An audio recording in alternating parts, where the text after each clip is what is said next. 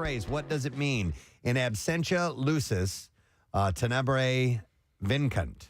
What does that translate to? 215-263-WMMR. We will go to Elizabeth to see if we can get an answer. Yo, Elizabeth.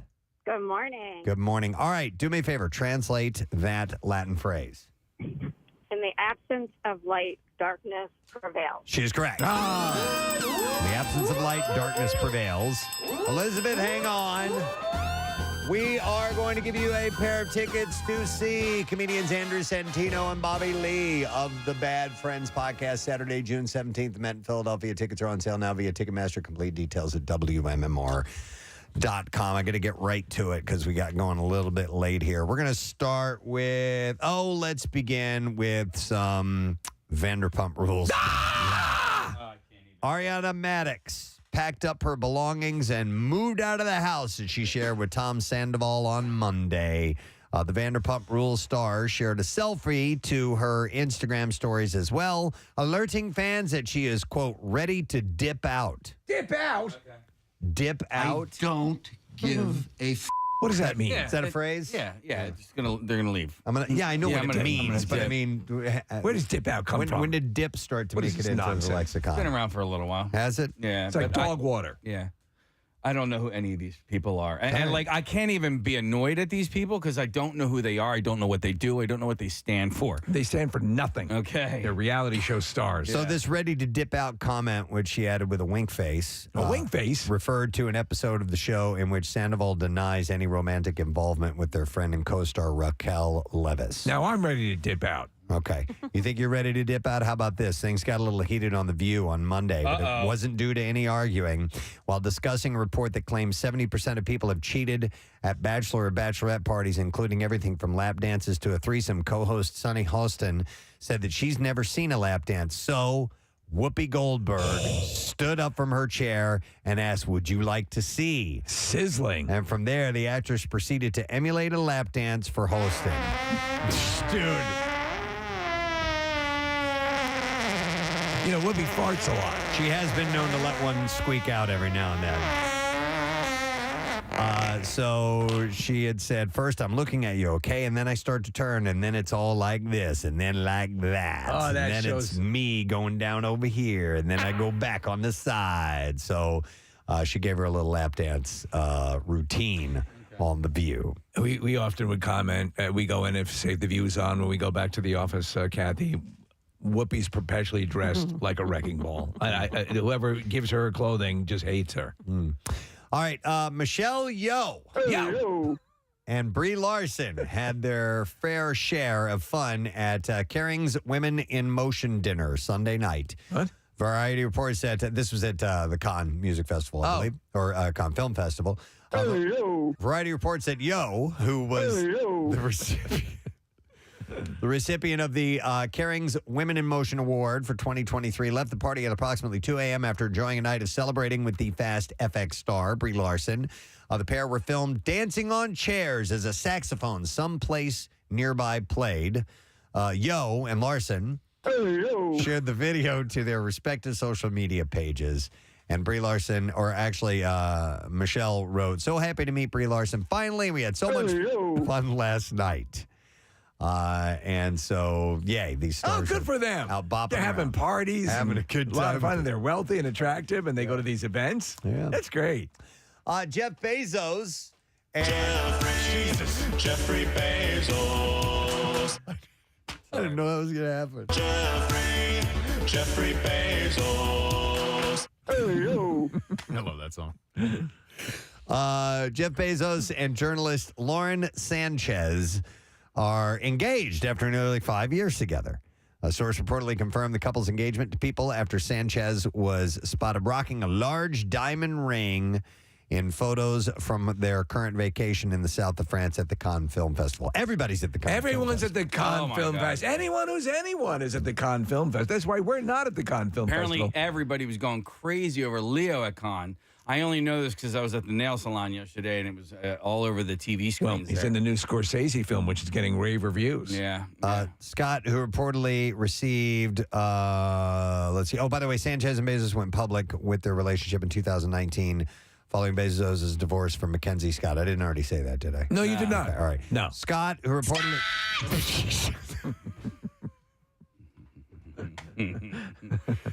Scott, who reportedly received 25% of Bezos' Amazon holdings through their divorce, has made several high-profile donations in the years since, including $1.7 billion to various racial justice, LGBTQ rights, and public health causes. Sanchez has joined Bezos in his charitable work as well, acting as vice chair of the Bezos Earth Fund, created from a $10 billion commitment from Bezos in 2020. She's also in charge of mounting his annual seahorse party. Oh, wow. And they have yet to address her engagement Seahorses publicly. forever. So they're on there, by the way, I think it's a 450-foot yacht that is as the tallest masts of any private yacht in the world. Yeah. It's a staggeringly magnificent ship that he basically built for her. In fact, the word is, I guess the masthead is modeled after her on the bow of the ship. Well, that's a pretty special Yeah, thing. that's pretty nice. That'd be nice. That sounded very Bill West. Well, that's a very that was... Bill West. I hope she brushed her teeth. I own Amazon. Annabelle. It was a very chilly ride. It took an hour for my uterus to thaw out. All right, People reports that Renee Zellweger was photographed supporting her boyfriend, Ant Anstead, while his semi-professional soccer team won a championship recently. This is amazing news. One photo shows the pair hugging during the match, I love you. while the Wheeler Dealers star was still in uniform. Oh, so he plays on the team. Okay. A semi-professional? Yeah. Okay, so basically Little League. Yeah, I don't know exactly. What does semi-professional mean anyway? Semi-pro? Yeah. I don't know. What exactly does that mean? Does it mean half you a don't pro? get Do paid you Kind of at make all? money? It's like, yeah, I mean, it's like almost an amateur league, but you get a little bit of money. And You get a little bit of money? Okay. The pair You celebrated need another job beyond playing Yeah. this professionally. 2 years together last month.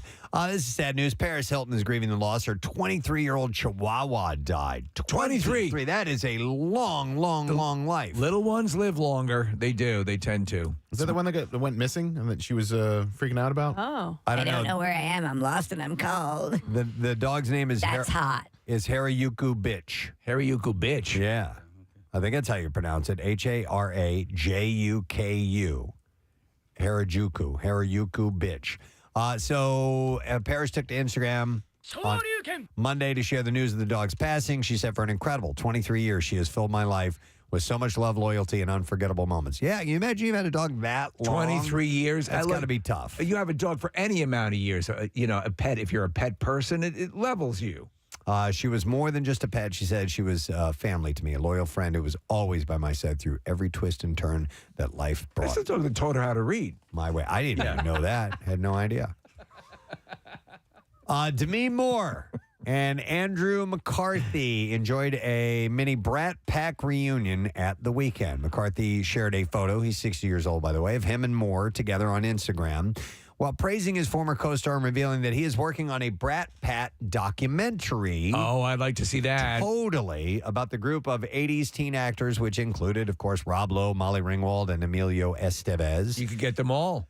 He said, so great to see, or he wrote in a caption, so great to see for the first time in years and years, my St. Elmo's Fire co-star, the wondrous Demi Moore, and catch up for my Brat Pack documentary. They're all alive, are they not? From the St. Elmo's crew? Yeah. Maybe John Parr passed away who did the music, but Well, he wasn't part of the crew. Yeah, he wasn't but, part of the crew, but St. Elmo's he's a Fire man in motion. was McCarthy's big screen debut. I didn't know that. St. Elmo's Fire was, while it was one of Moore's first movies after she started out on General Hospital. Of course, they both went on to star in several more of the area's iconic movies, including Pretty in Pink, Mannequin, Weekend at Bernie's, Ghost, and Indecent Proposal.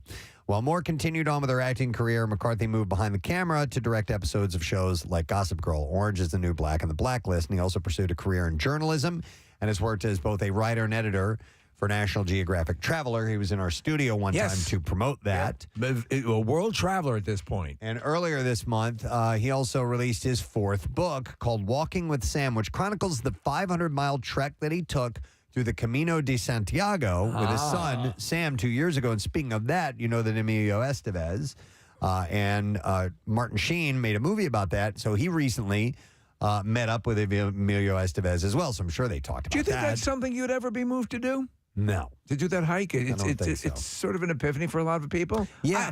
I would drive it in a Lambo. Yeah, in a Lambo. It's probably not as emotional if you do it that way. But he did it with his son. He said it was a big deal. Yeah. In 2020, he released his first memoir called Brat, an 80s story, which explored the inner workings and his life in the days of leading up his iconic 80s roles and the come down that followed. In recent months, he shared similar posts with other members of the Brat Pack, including two of his other St. Elmo's Fire co-stars, Lowe and Estevez, who he revealed he hadn't seen in more than 30 years. And despite this, he said his reunion with Estevez felt like meeting his long-lost brother. Lowe, on the other hand, was the first actor McCarthy met in Hollywood. He said it felt like yesterday to see him again. So is Mayor Winningham considered? Well, she's in that cast, but she's not considered part of the Brat Pack. I don't think she stuck around long enough. She became serious. And also those guys, some of these, their movie careers crossed paths every now and then. Like a couple of people from St. Elmo's Fire would be in a different movie together. Judd Nelson. She never really seemed to cross those paths. I didn't think anyway. So yeah, the hell with her. Yeah, good. I don't know if I want to go to her, but all right, this is really interesting. Jude Law revealed during the Cannes Film Festival on Monday that he stunk up the set of the historical thriller Firebrand to better get into character. Knock that stuff off. The actor shared that he wore perfume that was made from blood, fecal matter, and sweat. Oh, my God. To portray Henry the 13th. You could act like you stink. Henry VIII, sorry. Yeah. He said, I read several interesting accounts that you could smell Henry 3 rooms away. His leg was rotting so badly, and he hit it with rose oil. The former King of England suffered from swollen ankles and leg ulcers in the final years of his life. He said, I thought it would have great impact if I smelled awful. What do the other actors think about this? Law found a perfumer who, as he relayed, makes wonderful scents, but she also makes awful scents. And she somehow came up with this extraordinary variety of blood, fecal matter, and sweat. The director, How do you make that? The director of the film, Kerem Anouz, added, when Jude walked onto the set, it was horrible. So I'm sure they love it. Can't you act like he smells? I don't know. This was sad news to see. Punisher Warzone actor Ray Stevenson passed away on Sunday. He was also in the Thor series. I loved his character. Of films. I forgot the character's name. He was the larger guy with the really big beard and long hair. Volstagg. Yeah. Did anybody watch the TV show Rome, which was on HBO a few years ago? 1 or 2 episodes. He was great in that, and it was sort of an underrated series that kind of came and went, but he was one of the main stars. And then he's in the Ahsoka series that's coming out, the Star Wars series. He has a prominent role in it, and obviously this will be one of his last acting roles. Yeah, he was 58. The cause of death is not known, but 58. Apparently it was an aggressive illness of some type that came on. They didn't even know, and then he goes in, and then he passes away. His take on the Punisher was really good. I thought they did a pretty solid job. They returned to the graphic novels and comic books, and it was cool. Never like to hear stories like that. Wow. So a couple other quick things, and then we'll wrap it up. Vin Diesel told Variety over the weekend that Fast and Furious spin-offs are already in the works. They've done spin-offs. Including one with a female Calvin and lead. Hobbes. Yeah. One with a female lead. He said, I started developing the female spin-off in 2017 with other spin-offs, and the sooner I deliver the finale, the sooner I can launch all the spin-offs. It's about family. He told the outlet. It's about family. What's it about? Family. Okay. Family. Yeah. Family. It's about family. People who've seen this most recent iteration say it's like a greatest hits movie. And apparently there are characters that have died in past movies that are just back in this movie, and there's not a lot of explanation. Yeah. All right. Interesting. Most about family. Even the dead family? Dead family. Yeah, so... last story. Deadline reports on a Monday, Netflix released a promo featuring Arnold Schwarzenegger as the streaming platform's chief action officer. The Terminator actor says in the video, no one loves action as much as I do. Before introducing footage from his new show, Fubar, as well as other action-packed series. Obviously, that's just a ceremonial title. Yeah, CAO. Let's send this off to Arnold. Action officer. Anybody watch Mother yet? I mean, they're doing these action movies and stuff with J-Lo. Yeah. It It wasn't. Did you watch it? Yeah. It wasn't bad, but it was long. Like I was like, at one point I looked and there was still 50 minutes left, and I was like, I don't know if I could do 50 more minutes. Did anybody see Ghosted? Because that's another one of the Netflix. Oh, that's AP. That's Apple Plus. TV. Oh, is that Apple Plus? Yeah. I thought it was Netflix. With Ana de Armas. Yes, and Chris Evans. Well, what did you think of Mother? Mother. I just didn't. I didn't buy her as a badass, as a CIA operative, assassin, badass she looked, person. I mean, like her. No, she does. And But a lot of the outfits, you know, she has like a tank top on. Her arms are jacked. Like I didn't necessarily get that. I just was like, I didn't feel as though it was a waste of my time after watching some movies. I was like, okay, whatever. Well, you're a J-Lo fan. I think. Yeah, I am. I'm looking at video of it. I mean, they need to uglify her just a little bit to make it more believable. She's too good looking. That's why it made it great. It's a hot chick. Beating ass. Beating ass. Hot chick beating ass. Yeah. This is a great movie, The Hot Chick Beating Ass. Yes. Like I definitely bought Jennifer Garner in Peppermint way more than I did this. I'd like to apologize to Jennifer Garner and her pool boy, Ben Affleck, for incorporating them into my fantasy life. I apologize to anyone who's been offended by my fictional creations, Chrysagon, the Philosopher of Evil, and the Skull Sealer. Skull Sealer. I always have that already. I noticed. I love that. Or like Florence Pugh, Kathy, as the Black Widow, along with the other Black Widow. Did you watch Jennifer Garner in The Last Thing He Told Me? I am watching it. I'd like to apologize to Jennifer Garner. That I loved. I couldn't get enough of that. They grind these movies out. You know what was really like a terrible one was one with Gal Gadot and Ryan Reynolds and Dwayne Johnson.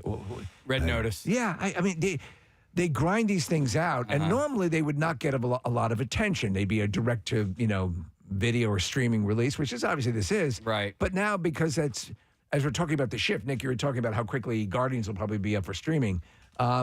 They get a little bit more press, and then you end up watching them, and it's like, well, I think I would have probably passed right by this years ago. The latest show I want to see that looks interesting to me is that show Silo with Rebecca Ferguson. Yeah. You got a crush on her. I do. I love her very much. If you like that, you're going to love Seattle on Kong Kong. Seattle oh my God, that is so good. Kong. Who's the star of that? Jennifer Garner. All right, clips. Huh? Clips. of Chickasaw. Seattle on Kong Kong. No, we need you. We need you badly. Can you carry out this execution? Okay. Yes. God. When you're done eating that stapler, we need you here. Jack Harlow is putting down the microphone and picking up a basketball in the remake of White Men Can't Jump. And here he talks about working with co-star Cinqua Walls. Here we go. You know, I'll tell you something this guy told me on day one. I was real nervous showing up, and he said to me, I want you to know something. I don't see color. I said, damn. And after that, we were off to the races. Did he not sound like Elvis in that? I guess a little. Yeah? Okay, well then I guess I thought he did. White Men Can't Jump is That's my music playing, man. now on Hulu. Do you want to hear that? White Man Can't Jump, man? Want to play it again? Yeah. Okay, hang on. You know, I'll tell you something this guy I'll tell you what, something, man. Man said, I don't see color. I said, what are you, colorblind, man? At the beginning, he sounds like... You know, I'll tell you something this guy told me on day one. let me tell you something. And then he told me that he needed to apologize to Jennifer Garner, man. And the football Ben Affleck. I didn't understand what he was saying, but it seems sincere, man. And then he brought up this guy, Chrysagon, apparently sealed skull. I said, man, that cat seals up people's skulls. And he said, you better believe that, man. Look out, man. Look out, man. You better enjoy your mouth while you got it, because he's going to seal that up. That Chrysagon, man. Oh, wow. All right. Here we go. Let's do the next clip. Here we go. The new show, Platonic, follows the story of two best friends navigating life in Los Angeles. In this clip, Seth Rogen discusses rumors about his iconic laugh, actually. Here we go. Could you imagine the life I would be leading to have had to maintain a manufactured laugh since the late 90s? That's like these actors who are bald, who pretend they're not bald. I look at them and I'm like, the life you've chosen to lead, what have you done here? Just be bald. There's bald people. Ed Harris. sexy man, bald. Is there some of the just improv that you have been known to, become to known as? Hey, the dude we had in has done all the Hallmark movies. It was he was in the Bros. It is in this. Yeah. Good for him. Platonic is what it's called, and it premieres tomorrow on Apple TV Plus if you'd like to see that. And there you go. That's your entertainment report for today. Yeah, That's man. right, man. Look out. This one goes out there. Chris goes here, man. All right, we got to take a break because it's already almost 7:15, and we've gone way too long with this. So we'll return a little bit. Don't forget Tattoo Tuesday, your chance to win a Preston and Steve show themed tattoo. Text word tattoo to 39333. And coolest teacher of the year, we congratulated Mr. Brian Swift from Bristol High School. He called in, and now we're looking for Northeast High School, Northeast Philly, to let us know who the coolest has been. And you can text word teacher to 39333. If you go to Northeast High School, we'll send you the link to vote. We'll be back in just a moment. Preston and Steve on 93.3 WMMR. This week, It's plant-based chicken nuggets. I've had them. Yeah. Oh, wait, you have? Because so have I, and they were the most disgusting things I've ever eaten in my life. Well, then I've had different. So Hip City Veg has the best chicken nuggets I've ever tasted, and there's no chicken. Okay, so this was sort of like, it looked like it was dark meat, but it wasn't meat. It was plant-based, Yeah. and it had like a breading around it. It looked really good, and I was like, oh, I'll try this. Right. Not I was good. like, what is this? What is this texture? What am I eating? So they use Plant or seitan. not? I guess it is seitan, right? The often used for chicken substitute. Yeah. Okay. Yes, and the Satan actually cooks them. Wait till you try this. But they're at Casey. They're excellent. We actually put them out at a party. Yeah. And people had no idea. So we have a vegetarian living in my house. My oldest is now a vegetarian, more pescatarian, but we have a lot of Impossible meat in our house now. Right. And we do the Impossible ground beef a lot, and it's damn good. You know, I love it. Yeah, my wife will make and Preston's right in the. It's not exactly. But the taste, I like. Yeah, I it's like good. the Impossible taste. Yeah, it doesn't necessarily taste exactly like beef or pork or whatever it is they're trying to simulate, but whatever it tastes like, tastes good to me. Yeah, and when you're making things like nachos, like my wife will make nachos for, the household, and she'll crumple up the Impossible burger meat or whatever on there. You can't tell the difference. Dude. Not when it's got the cheese and the salsa and everything else with it. I'm telling you, that Impossible cheesesteak from Wilson's Unbelievable. was fantastic. Unbelievable. I couldn't stop eating it. It was excellent. Get me the biggest cheesesteak fan in Philadelphia. Yeah. Sit them down and give them one of those. And don't say, all right, tell me if this tastes like meat. Right. Just say, eat this, and does it taste good? Yeah. That's the difference. So somebody who is, a hardcore meat eater might say, this ain't no meat or whatever. No, just set that aside. Does it taste good or not? Okay. And because that cheesesteak at Wilson's Secret Sauce is fantastic. And what was the ingredient? Loved it. Was it seitan? I don't know. Oh, okay. I don't think know. he uses Beyond or Impossible. I'm not sure exactly what he uses. I You'd think have it's to ask him. Impossible. Yeah. So I'm looking at what I had, and this restaurant changed, right? It was one healthier restaurant to the next, and they had chicken on it, and so they were called chicken. They were called chicken strips. Well, now they're just called strips, and so I ordered that thinking I was getting the chicken, and then realized, but it says plant-based, so it's a plant-based strip. It doesn't say exactly what's in it, but I'm assuming it's similar to what you're I talking want about. plant-based strips, Mommy. So Impossible Foods is describing this as having a golden, crispy breadcrumb. Oh my God! I can't believe I said that. That's all right. Yeah, I'm interested in your chicken strips. Stop it. What's that special ingredient again? It's a little salty. Breadcrumb. Do you guys buy that? Because I just made some.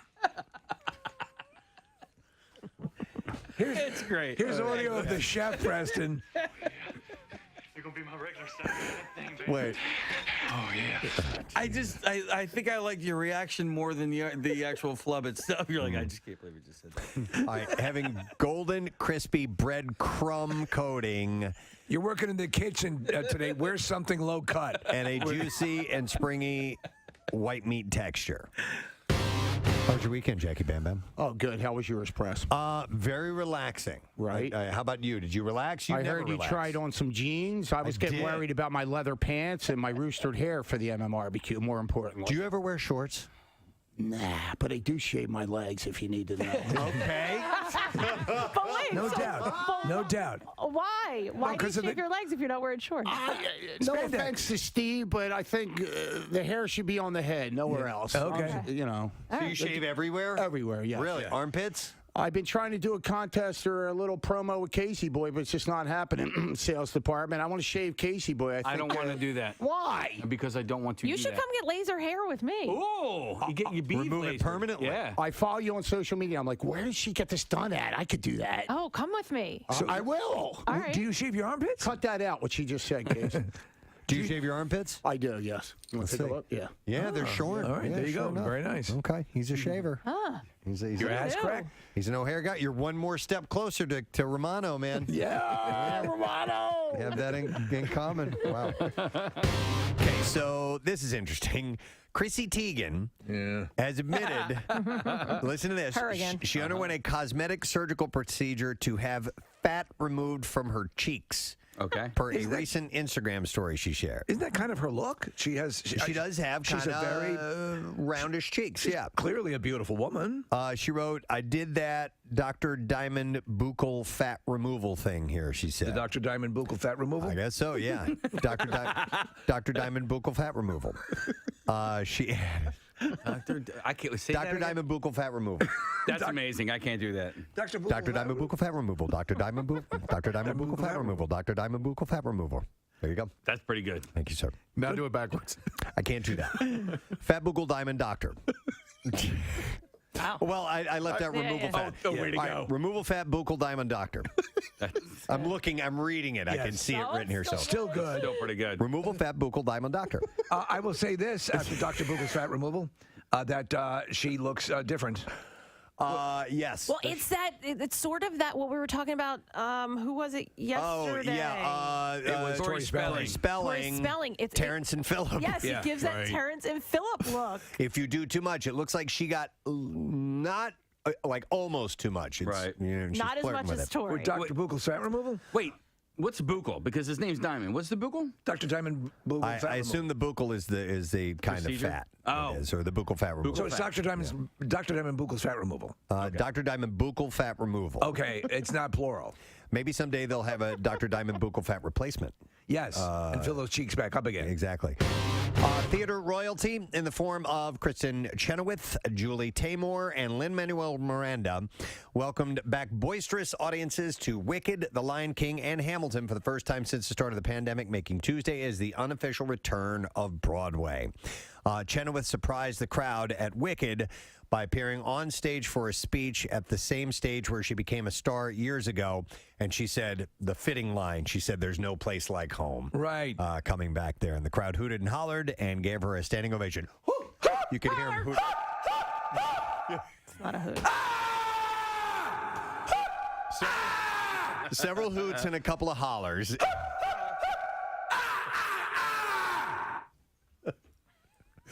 That'd be kind of scary. It would be terrifying. Yeah. I think that the actors would walk off the stage. Taymor, the director and costume designer for The Lion King, congratulated her audience for the courage and enthusiasm to lead the way. She said, "Theater as we know it is the lifeblood and soul of the city. It's time for us to live again." And Miranda at Hamilton summed up the feeling of a lot of people when he asked, "I don't ever want to take live theater for granted." And by the way, I did not write Hamilton. I have to know. Yeah. You know, Preston, I have a love-hate relationship with Broadway, and because there's wonderful things to see. Yeah. But those theaters are designed for people from the 1870s. Yeah, they're tiny. And unless you're a dwarf. But it is super exciting going It is to one of those amazing. shows. It is amazing. It is also super expensive to go. Oh, my to God. one of those $200 or shows. $300. It's insane. Yeah. The first time I went to Broadway I'd gotten comp tickets, okay, because of my job. I was a music director, and it was for Rent, and Rent had a soundtrack and all this stuff. And so the record company got us tickets. I'm like, wow, man, that was a great time. We enjoyed the hell of the show. It was amazing. And I'm like, we should go back and see that again sometime. And then we went to go back and see it, and we paid for tickets. I'm like, oh my God. They offer packages though that are actually really good deals that comes with dinner at you can choose from a number of restaurants and things like that. So at least it's hotels sometimes and an organ transplant. But just anything in New York. Anything in New York. You get a cheese sandwich, and they're like, that'll be $14. You're like, what? It's a cheese sandwich, though. Oh, man. Oh, that's right. We're in New York. One last story. John Mellencamp revealed to the Indianapolis Monthly that in addition to recently recording, he and Bruce Springsteen actually painted together. He said, Bruce and I have done 2 paintings together. This is my house, and this is the smoke coming out of the chimney, and this is me and my family holding hands, and that's a daisy.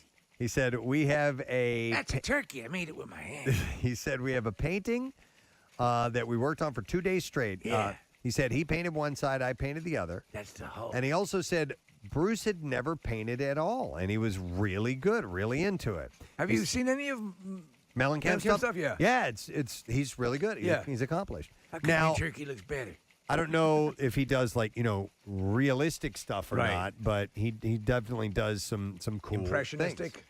Yeah, it might be considered impressionistic. Excess paint, and it blends all this together. Yeah, this is it. There we go. We're painting mountains, as you know. You always want the top of the mountain to be more distinct than the bottom of the mountain, because at the bottom we have mist, and now we have wonderful pollution. So before I knew that I had ASMR, and I was a teenager, I would sit there with Bob Ross on, smoke a little herb and just sit there and Get just lost. absolutely zone out into it and have no idea why I liked him so much. Did you ever get inspired to attempt to paint along with him? Oh, God, no. Okay. I have no artistic ability whatsoever. I had, at a younger age, I had tried. I had a friend who was a decent artist, and he gave me a canvas, and Steve, there was a house with chimney coming out of it, and a daisy, and a family. I mean, it was just terrible. It was horrible. Curly smoke coming out. Yeah, just bad. The sun in the corner, with the lines coming out. Yeah. With the rays coming out of You it. can't see the whole sun, but just a quarter. Anyhow, he said he said about Bruce. He said I was surprised at how hard he tried. He was like, "How do you do this, John? How do you make this This is work?" terrible. We're trying to. It stinks. I can't draw. Why'd you make me do this? I don't want to do it. This is stupid. Like a little kid. I can't draw. This is stupid. I tried to draw a cat. Why did you make me do this? God damn it. He just starts stamping in Don't want that. in one spot. Let's play with the ball. Stupid paint. He would say, Told you I don't want to do this. He would say, "Hey, John, how do you do this? How do I make this work?" Stupid. He said, "We're It trying." doesn't look like anything. I'm not good. No, you are. I'm not. No, you are. I don't like this. Trust me.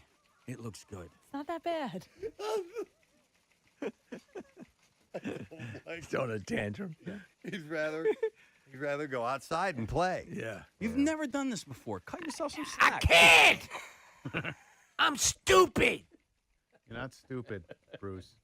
I feel stupid. You just need to work a little harder. Paint. I want some milk. Okay, we'll go get some milk and then we'll try this again later. Okay. Bring it in the purple cup. John. Hey, that's important to a kid. Oh, of course. He said, we're trying to figure out how to sell it and give the money to charity. He said, but I was proud of him. He went after it. Do I get a gold star? Very proud of you. I know, but you don't like it because you didn't put it on the refrigerator. 93.3 WMMR. Thank you, Kathy. Steve, you want to share some info? Yes, I do. After a couple years, the Mutiny on the Mashalou is back. It's my wife's signature charity event for Max Fund, which benefits TNR programs and helps get homeless cats and medical treatment provides a centralized fund that pet charities can call from anyway. It's been a couple years, so it's back on the Mashaloo. It's sponsored by Rafferty Subaru. Parking will be free. They're giving a special dispensation that evening. The wonderful people down there are taking care of the parking. So let me tell you what you get for your ticket price of $40. It's pretty amazing. You get great food tastings from Algorithm Restaurant, Zaz Ice Cream, Tuck-Ins, Nothing Bun Cakes, Rosie's Kettle Corn, Insomnia Cookies, Finger Food for the Mashaloo, and more. Drink tastings from Yards Brewery, Chadsford Winery, Clear Rum, Stateside Vodka, and more. And the cool part is, I don't know if you haven't been to one before, there are wandering entertainers while this is going on. And that DJ Perry's providing the music. Bad Entertainment will provide jugglers, giant bubble-blowing guys. Mike Palladino is a magician. Strongman Todd Jones. Tarot card readers, Reagan Tilton and Jacqueline, let me get her name correct here, Baker. Bryn the Contortionist is going to be the Pirateers, Kittens to Pet. It's a big thing. That $40 is going to go to the charity. Everyone is donating their wonderful services and food gratis. So it's a win-win for all the animals in the tri-state area. It's only $40. That's pretty damn good. Hell yeah. And everyone's very generous about it. You can go to maxfun.com to order your tickets. It's June 8th. Thursday, it's from 6 to 9, so it's before your weekend plans. I'm going to be there, and there's going to be a lot of people hanging out there. We'd love to see you. Have a good time. I'll be there. Oh, awesome. And so I'll be hitting it. It's just great to be up on the deck of the Mashaloo. Love that place. And again, the fact that you do not have to pay for the parking in that lot right there makes it super convenient. So we'd love to see you out at the event. And I have to believe this is all at PrestonandSteve.com. Yes, right? yes. Okay. And we're adding stuff. So it's actually, as people find out about it, very generous food providers and other people and entertainers are approaching me and like, yeah, let's make the party even bigger. So, awesome. And my wife Claire is doing a great job putting everything together. So it's awesome. But thank you, Preston. I just wanted to get it out. No, please. We're excited about it. PrestonandSteve.com to get the info. Another thing I want to mention, just a reminder, this weekend, the movie The Machine opens up. Yes. And we want you, if you love Bert Kreischer and love our relationship with Bert, go see the movie. Yeah, go see it. Support it, and it looks hilarious. Yeah. It looks fantastic. If it gets a good, strong first week, that's all you need. That weekend, Memorial Day weekend, it'll be fantastic. I'm going to hit that a few times this week just to remind people. There's a great picture of him and Kevin Smith together. Did he come by for an interview with a podcast or something? He was on Kevin's podcast. Yeah, I watched some of it yesterday. I think they ended up talking. This might surprise you, for 2.5 hours. Oh my God! Yeah, because both of those guys are talkers and have a million stories to tell. But yeah, I watched a few of the clips yesterday, and it's cool to the guys that we love the best. And to see them in the same room at the same time is pretty nice. Opens on Friday. Go see The Machine. All right, in a little while, we are going to have a young woman by the name of Maggie Drozdowski on the program. You probably saw the story. If not, she was bit by a shark. In Stone Harbor, surfing. 6 stitches, nothing really bad, but I mean, there haven't been any shark bites in a while down that way, and her foot looks pretty gnarly. We're going to talk to her in a little while about that. And while the subject is up, I didn't think we'd have too many people that would have stories of being bitten by sharks. Yeah, I was bitten half, but I'm doing fine. But, man, there are people, if you've been bitten by an animal, it's pretty freaky. And if you think about it, and I'm not talking about dogs and cats. Yeah, and obviously Scruffy on the couch. Those can be pretty bad too. But there are plenty of other animals that can bite you. And even though you, as a human being, are going to win in that competition, the other one's going to die if you want it to. It's still pretty freaky, terrifying. There was a story recently about a woman, a dairy farm, was bitten by a cow. Oh, yeah. Bitten by a cow. Sure, man. And like a lot of damage, broke her arm. Yeah, 215-263-WMMR. If you were bitten by an animal, not just, your pet or a dog or a cat, something a little bit different than that. We'd like to hear about that. My friend lives on a farm, and the neighboring farm has cows, and there were babies there. And so we were there once, and we went to go look at the calf. And my friend stepped into where it was, and she was like, you guys stay there, because she said if the mom gets pissed, you don't want to be in here for that. Sure. So you just don't think a cow's that way. Yeah, I just thought a cow. Docile. We can get out in enough time. They're slow. They're big. You're only seconds away from an utter catastrophe. Come on. Seriously. Come on. You know what freaks me out though? Like little reptiles. that like can like latch on, you know, like a kid, like a little boy is playing with one and it just latches onto their finger. So Trish here from our sales department, she and her husband have bearded dragons. And I was at their house one night and she was showing them to us and I stepped away for a little bit and she's like, oh, I got bit. And I turn around and she's got blood gushing out of her hand. And she thought it was funny. Yeah. I'm like, dude, you just got bit by a freaking dragon. A dinosaur. Yeah. I remember my fraternity brother got bitten by his python. He was going in there. He had the mouse in his hand and the python was like, no, I'm going to go for your arm. Dude, my friend growing up had a snake. That snake ate him more than the mice and crap he'd put in the tank. He was constantly getting bitten by that friggin' snake. Dude, the scene in Road Trip where Tom Brady which just totally wraps its mouth around his hand. Oh my God. I don't get owning snakes and stuff like that. But I did see, Steve, a picture of a snake. This guy dressed up as an Uber driver. He goes, oh, my, like little Billy got his first job. He had a helmet on this thing and a little backpack that said Uber Eats on it. On the snake? On the snake. It was hilarious. I'm like, okay, first cute snake I've ever seen in my entire life. I've never seen a helmet on a snake. No, you have to see this. It's like an albino python. I've seen a snake smoking before. Are you serious? Yeah. Oh, yeah? Really? Yeah. There's a really good picture of a I saw an snake with a adult man cigarette pleasure a hanging out of camel. its mouth. You did? Tijuana. Let me go to, I have Luke. Search snake smoking if you want. Yeah, and the helmet thing. Nick needs to see that. And the helmet thing, too. Hi, Luke. You're on the air. Good morning. Good morning. Hey, what's up, buddy?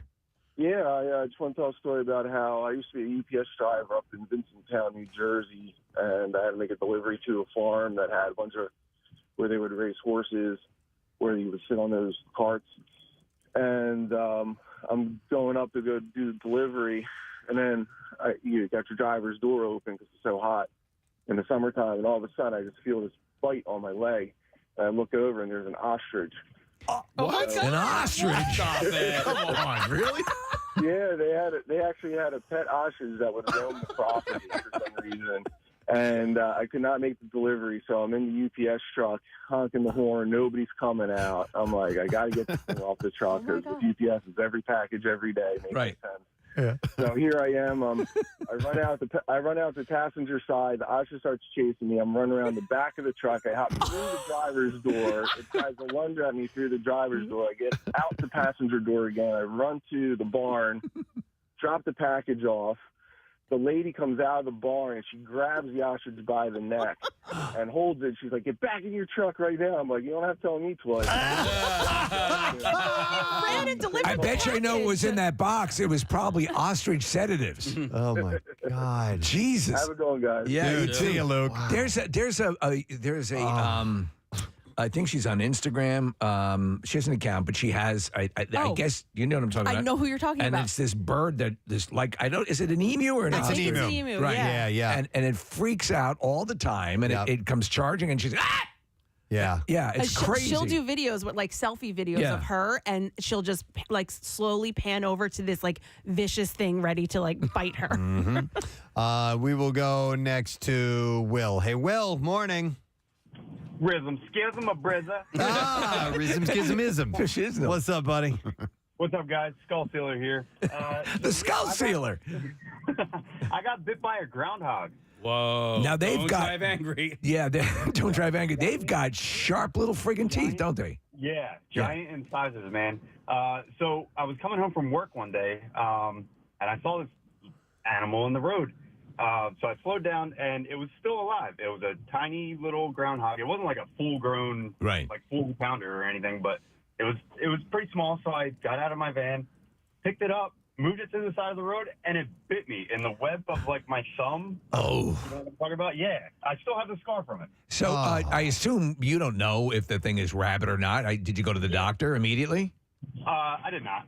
Oh, dude. You became a werebadger. Will, the thing is biting you. Did you start like smacking it on the head to let go, or was it a quick bite? It was a quick bite, but I did like try and shake it off. You know? Yeah. Because it wasn't like thrashing or anything. It was just like a real quick chomp down my hand and then like a release. But ow. I I don't know if it even survived. Who knows? Thank you, Will. Appreciate it, man. I have a fear of being bitten by a snapping turtle. Okay. Oh, for good reason. I'm fascinated with them. You will actually see them on golf courses a fair amount of time. At least once a year, I'll see a good size one just sitting out sunning itself. I'll go over and take a good close look at it. Yeah. Just because they're really prehistoric looking and it's really cool, but a tank. That beak terrifies me. So Coney Island Aquarium has a snapping turtle, Preston. This thing's lived in Coney Island to begin with because it's got tattoos and stuff. But it's this big, this beak on this thing. It just sits there, and it always sits there at the corner of the tank. But you're right, they're really threatening looking. And if you've ever bitten by something small, and how bad that hurts, I can only imagine. I got bit by a hamster in college. I still, from time to time, will think of it. You still cry?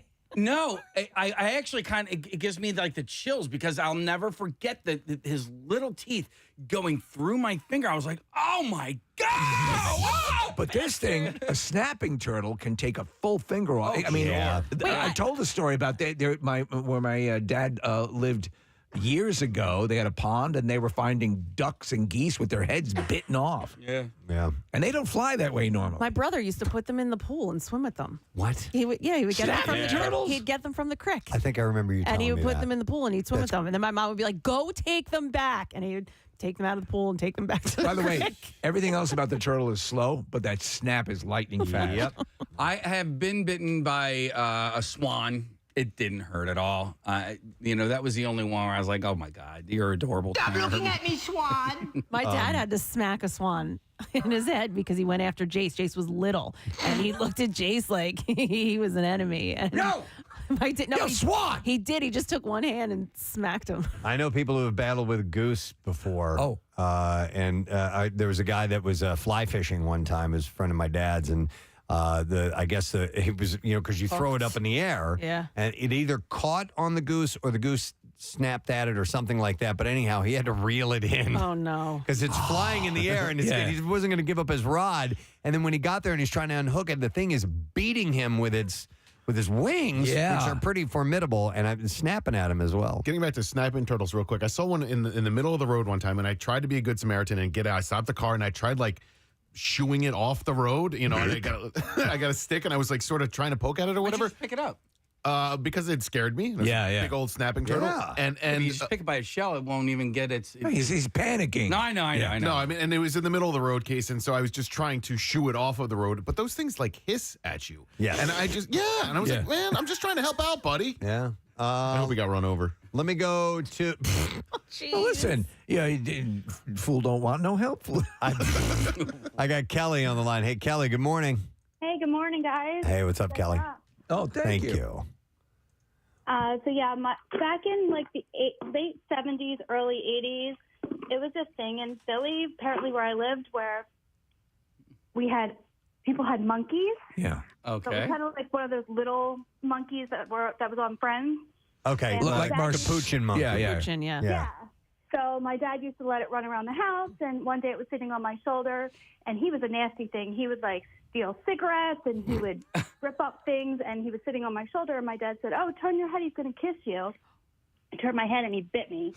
Where did he bite you? On your face? On my face, yeah, I have a scar. Oh! You have a scar from the friggin' monkey. I'll show it to you on Friday. I'll be at Keenan. Yes! Tell us your monkey scar, girl, and we'll showcase that. If you have a monkey scar, come down to Keenan's. We want to see it. Wow, Kelly, did you have to get any stitches or anything like that? They didn't take you to the hospital back then. Nah. Just put a piece of gum on it. Yeah. Wow. All right. I don't have any stitches. All right. Well, we'll see you on Friday, Kelly. Okay, perfect. Scarface is your name from here on, by the way. By the way, monkey's going to monkey. It's going to do. People, and I remember people would get those things. There was a Woolworths that had a pet section when I was growing up. Yeah. It had a pet section, Kathy, and there was a chimp in there. Yeah. A chimp. I'm like, what? I do remember like odd animals in the Woolworths section. I remember always wanting to get birds. And my mom was like, absolutely not. They were like blue. Yeah. Yes. They were nice colored birds. That's why I liked them. Parakeets? Yeah. Probably. Yeah, they were right down from the chimps. Finches or something. Finches, maybe, yeah. My friend got an alligator, and I believe he bought it legally at a place that's not even there anymore. Nick, you might remember this. Is you're driving down the Blue Route just past Broomall. There's a place called Jobu Pets. Yeah. And he got it. Jobu. Yes. And he got an alligator from Jobu Pets. What? I know, and we would be in there in his, he had a You have any more giant- alligators? He had a giant aquarium in his room, and one time he decided he needed to clean the aquarium while we were all in there. I was like, dude, and they just took the thing out. Like, Had he been bitten by it? He had. Yeah. I'm not down with that. No. All right, we'll go to Jen next. Hi, Jen. Good morning. Good morning. All right, what were you bitten by? So when I was 14 years old, I was down in the Outer Banks, and the people I was staying with thought it would be a good idea to go feed the wild horses that were underneath our house. So we bought a whole She's talking about cave horses. Underneath your house?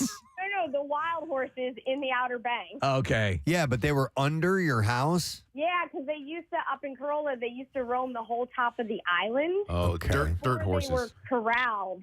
All right, so, and was this a house up on stilts or something? Yeah, it's a house. That makes sense. No, they were earth horses. They burrow into the ground. Okay. No, but so listen, I know for a fact that a horse bite can really F you up. So how big was the chomp? So we joke about it because I got my first hickey from them. It was the giantest bruise on my shoulder. I got trapped between the air conditioner and the house, and the horse just wanted the apple that I had already given. Oh, my God. So the horse was about to kill you for an apple. Oh, I was terrified. And then my mom, I don't know where she came from.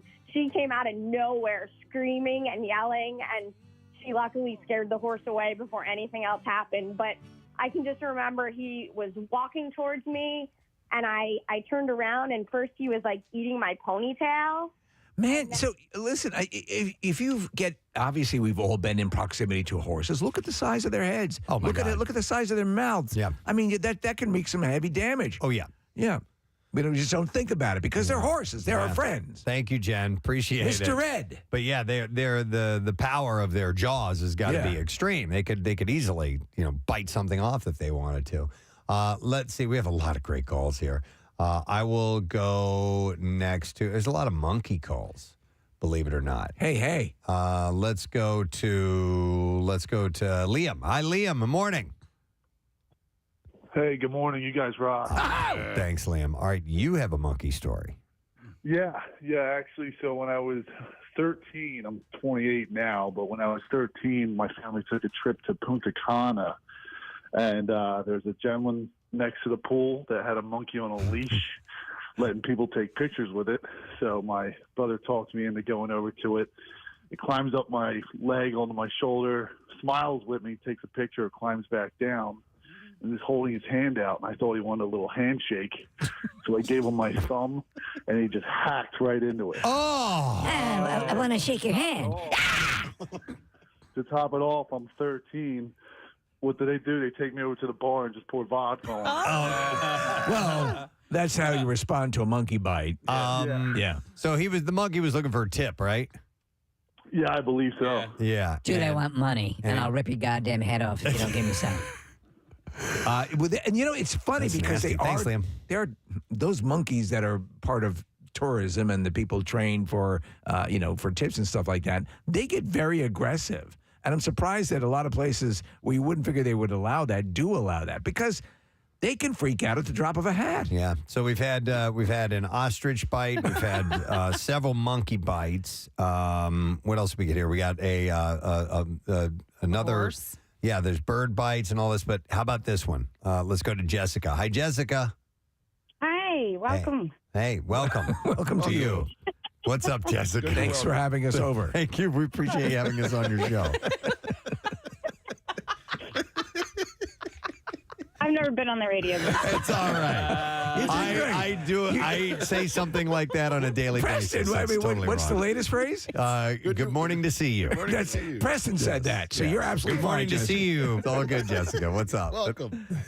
I was in Indiana, and there was a large cat rescue, and they had accidentally had baby tigers. And so for an extra, like, $5, you could go in and visit that with them. You know, who doesn't want to go pet a tiger? Right. And they were about the size of, like, you know, a big lab. So they weren't huge, but big enough that one decided, like, my calf looked really tasty, and it bit down on my calf. Wow. Yeah, it didn't break any skin, but it left a good bruise, and, you know, it scared the bejeebies out of me. But, Jessica, you said it was the size of a large lab? of like a dog. I mean, that's a big animal. If a dog that size bites you, that's problematic. If you have one that's trained to do that, that's basically wild. Yeah, and this it isn't clamps down. Yeah, this isn't a kitten. This is a young tiger. Yeah. Yeah, well, I didn't card it, but it was definitely older than like an adolescent. Yeah. Was it able to buy alcohol? That's pretty wild, Jessica. You have a tiger bite. That's way up there on bragging rights. Yeah. I like to use it in the whole two truths and a lie. Yeah, totally. Because no one believes it. I Thank love you, it. Jessica. Yeah. Appreciate that. Wow. Do you remember when the trainer that we knew would bring Louie in here, Louie the chimpanzee? Man, I'll never forget that. He brought him in a couple times. It was really cool to be that close to a chimpanzee and hold him and so on. But he was always on guard. Yes. The trainer was like he didn't lighten up for a moment. No, because he said at any moment, like he was stronger than everyone in the room. Absolutely. And that if he were to become unhinged, we got real trouble. And he said that, like the three of the children's parties, every fourth one he'd have to shoot the in front of the kids. Well, and he would bring, he would. Get out of the way! They would bring them to parties and things like that. We had them out. We did too, Kat. And you know how it eventually ended. I don't remember if it was Louie or I think he had Mikey too. Yeah. But they got out of their. All he would say was they got out of their cage and they had to send them to zoos. Yeah. Well, he brought in one time a cub, a bear cub. Oh yeah. And it was my wife, the bear cub fell asleep. Claire came in, my wife, just because she couldn't believe it. And I said, you got to get a chance to pet a bear cub. The bear cub fell asleep on her lap. She was sitting on the floor. Those spikes on that that's a bear cub. Yeah. Those things look like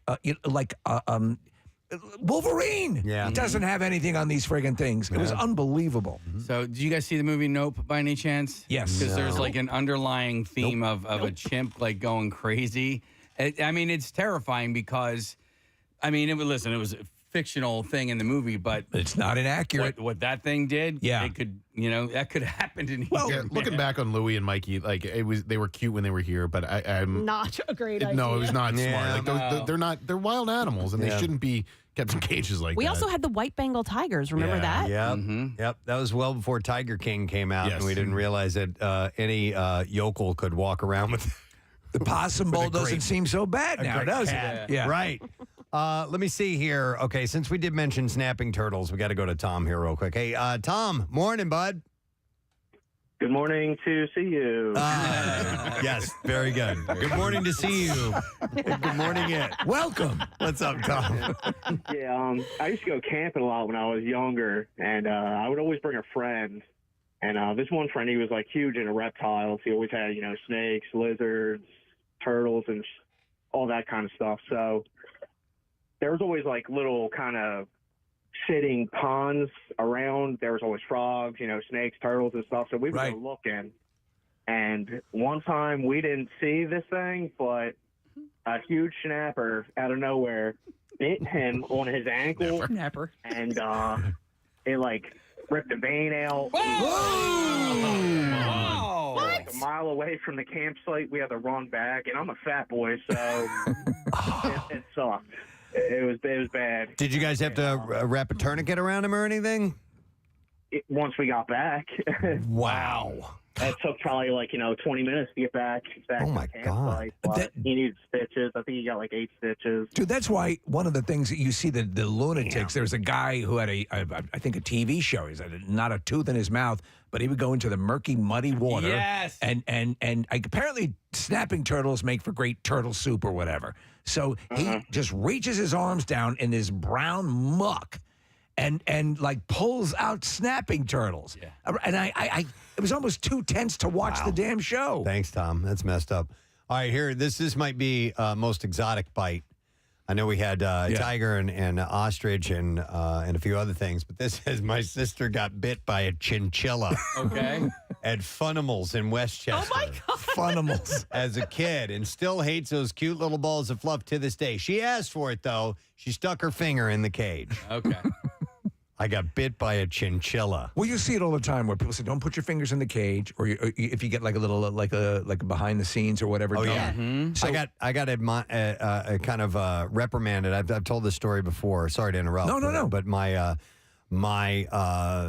junior high Spanish teacher, Mr. Huddleston, did some wildlife work with the St. Louis Zoo, and he would foster some of these animals. And when he had facilities where he could keep them, Like big cats, right? Yeah, he could ended up keep getting them. killed by So one, right? yeah, so but anyhow, he brought in he had a mountain lion in it was a kitten, it was a baby mountain lion in a carry case, and he came walking up to the school. I'm like, no way, oh my God, and I stuck my finger in there. And he's like, don't do that.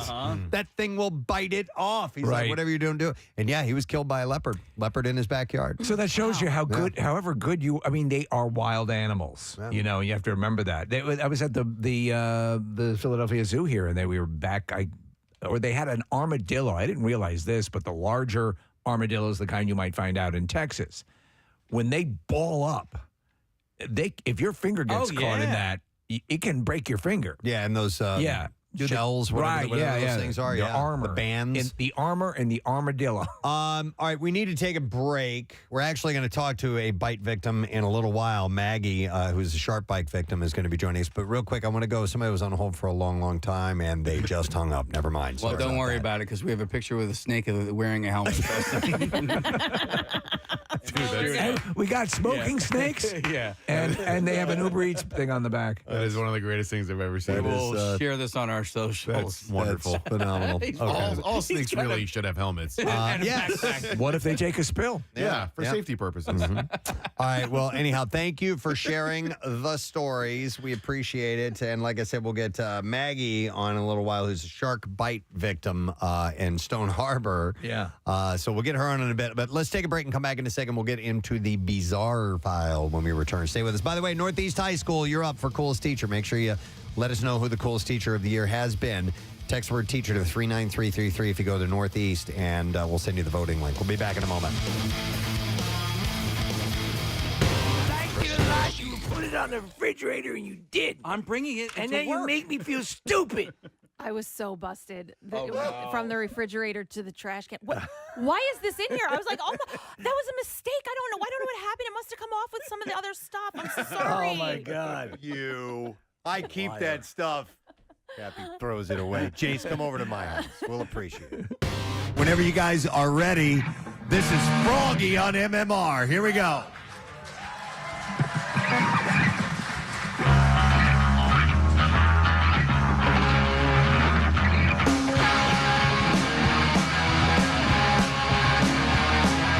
I love nachos.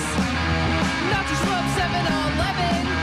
I know that they're bad for me, but when I eat them, I'm in heaven. 7-Eleven nachos.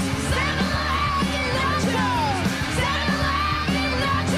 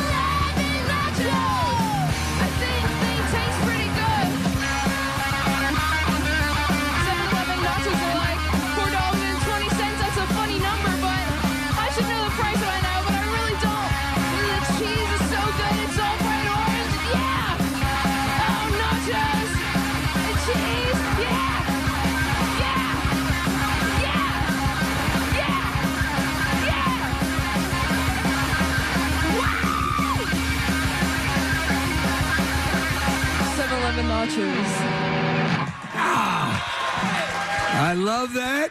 I love the lyric. They taste pretty good. I love it. And the original recording, I couldn't hear everything where you go, I highly recommend it. I love that. And by the way, you know who's a fan of this band? Nikki freaking Six is a fan of Froggy. He's our best friend. I love that guy. He wanted a Froggy t-shirt, right? Isn't that the deal?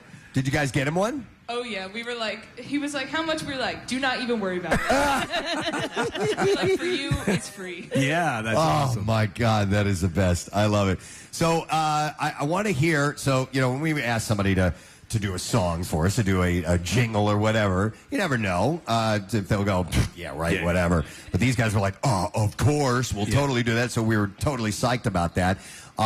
Did it take a while to come up with something, or was it pretty easy to come to you immediately? It kind of came to us immediately.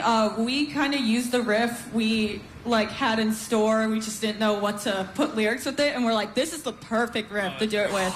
And we had 2 drafts of the lyrics, but we came up with something good. Okay. And yeah, we're really excited. So the world debut. Yeah. And what is the title of the song? No title No yet. title. It's the No Preston Untitled. Steve All right. song. All right. So I'm excited for this, and I want to make sure we get a good recording of it. This might be our only chance to get it. Unless it ends up on an album. Sure, in the future we will record it. All right. yes. We appreciate that. November. I guess it's November now. It is. Soon. By the way, let's check this out, and then we'll find out where any gigs and things like that are coming up. So can we get the Preston and Steve song? Sure. All right, let's check this out. Froggy, I'm so excited they're here this morning. These guys, they got heart, man. I love it. Real All right, deal. whenever you're ready.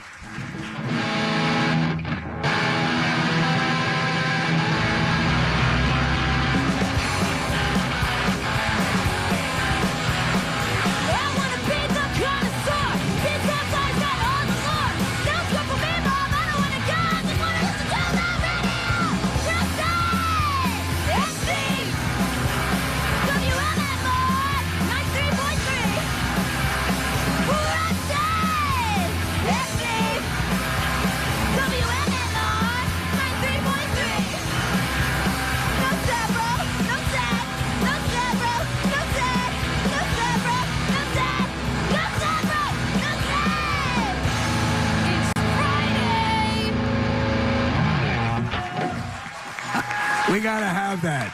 It's Friday. Did you hear that at the end? Yeah. Oh, I think that's our new Friday anthem if I've ever heard one. Yeah. Oh, that was outstanding. I couldn't hear exactly what was being said in the middle there. The third part was no school for me, Mom. I don't want to go. I just want to listen to the radio. Yes. Oh. No, we need that. Yes. Old absolutely. school angst. I love it. Love it. We're honored. You guys have any gigs coming up that we need to be aware of? New Year's Eve at Philomoka with Colleen Green and Joe Jack Talcum. It's Okay. going to be awesome. Yep, it's our biggest show. And something early December in the works, not fully planned out yet. We're actually taking November off to record a little something. Yeah, very nice. So, yeah. Nice. Well, will you keep us surprised to what your dates are, and we'll get them out for you, man. Yeah, That's thank awesome. you, thank people, you. People who love straight up punk are gonna love this this energy that you guys have. So that New Year's Eve show, all ages show, or Yep, is it all ages. Okay. Speaking of ages, how old are we all here? So Morgan, how old are you? 18. And Brooke? I'm 18. And how about you, Fiona? 17. 18, and 17 years old. They're so damn good, though, man. They really are. It's great. Hey, what are you guys doing the second or third Saturday in May of 2022? Nothing that I know of. Oh, all right. Free. Yeah, just I'm free. keep those Saturdays open. Just Dude, that would be awesome. Oh, I'm like, what is he talking about? What is The second- barbecue. Got it. And the barbecue. Yeah. Sometimes it takes Froggy. Well, this morning I quit my job, so I know I'll be over. Oh my God. Wait, Brooke, did you quit your job to be here? Well, not exactly, but today was just the day where everybody was like, do it. Just do it. Really? Yeah. All right, Like that's an so hour ago. punk. That's so punk of you. I love it. And you're wearing a Ween shirt. That's really cool. Have those guys reached out to you at all? Or is it not a Ween shirt? We've been talking to Gene Ween's son about maybe collaborating on our album. That was a while ago, but I hope he's still interested. Yeah, I love Ween Ween's so much. great, yeah. Remember there was Push Little Daisies. Yeah, was their, they're out of New Hope, I believe. Yeah. I'm a roses are free kind of guy. I'm a very chocolate and cheese and Godwin Satan girl. Those are my favorites. Excellent. All right. Well, one of the songs we requested, I got a nice slice of pizza here ready for this, was Pizza Ball. Oh yeah. What's the name of your LP or your EP that you have, your album? Sopa de elote translates roughly to corn soup or corn chowder.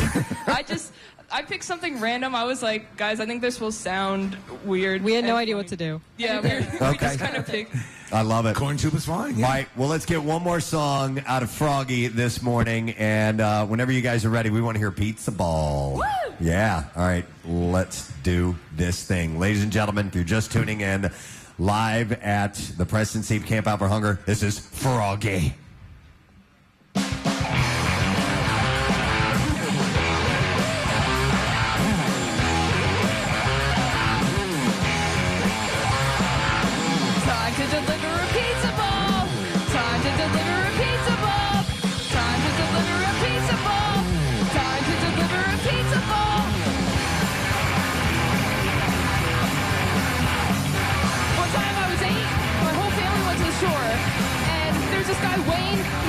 Clam chowder. It was what he was known for. And it tasted so freaking good. I had like 10 bowls of that clam chowder. And I tell you what, I woke up in the middle of the night and I said, Mom, and I threw up all over the floor. Someone carried me away, and that's all I remember from that night. Yeah! Time to deliver a pizza ball. Time to deliver a pizza ball. Time to deliver a pizza ball. Time to deliver a clam chowder ball. Time to deliver a pizza ball. Time to deliver a pizza ball. Time to deliver a pizza ball.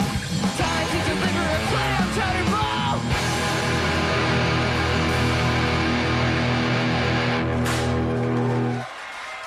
Yes. That's awesome. That's so great. I had to shoot the confetti for Froggy in the end. They finally got pyro, man. I love it. You guys are the best. You are so much fun. We love that you're doing just straight up, just in your face pump. Yeah. It is the best. And thanks for writing a Preston and Steve Yeah, show of course. song. We'll make sure we have information on them on our social media accounts, and you can check them out. Let's hear it from Morgan and Brooke and Fiona. This is Froggy. Thank you, guys. Thank you so much for having us. You got it. We love you guys. We love you. Rats continue to run rampant in the neighborhood. It's happening in the 3600 block of Germantown Avenue. Residents say the rats are living in a vacant lot that's not being attended to by the owner. Right next to the lot is a barbershop that's owned by DJ DeSinga. He says the rodents are burrowing into the ground and under nearby buildings. He says complaints have been made to the city, but not much has been done about the problem. Kathy, did you see that the rats actually started a barbershop quartet? It was amazing. The rats are even finding their way into nearby homes. One resident said it jumped up on my couch and went onto the floor, and it had claws. Wow. I would die if that happened to me. Listen to them. They're beautiful. Good old days, 20 years from now. Wait a minute. Can you speed that up? Oh, my, these will be the good old songs that are on the... I can't speed it up Damn while you're... No, not while you're actually playing it. I shall work on it so we get an actual depiction yeah. of the rat barbershop quartet. Yes, it would be, journalistically appropriate. Right. to Yeah, get I mean, that come on a now. little bit more in accurate. part if we accurate. can. Exactly. Preston. That's why Actually, you won that I think award. better than speeding it up would be like pitching it up.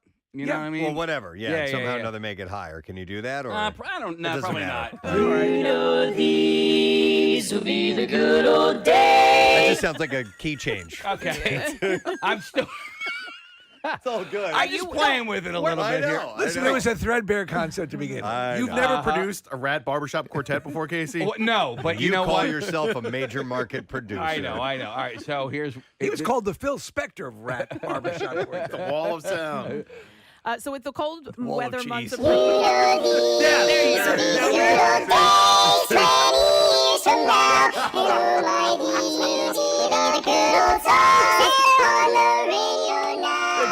So good. There's a Grammy. You're getting a Grammy. It's perfect. One more time. One more time.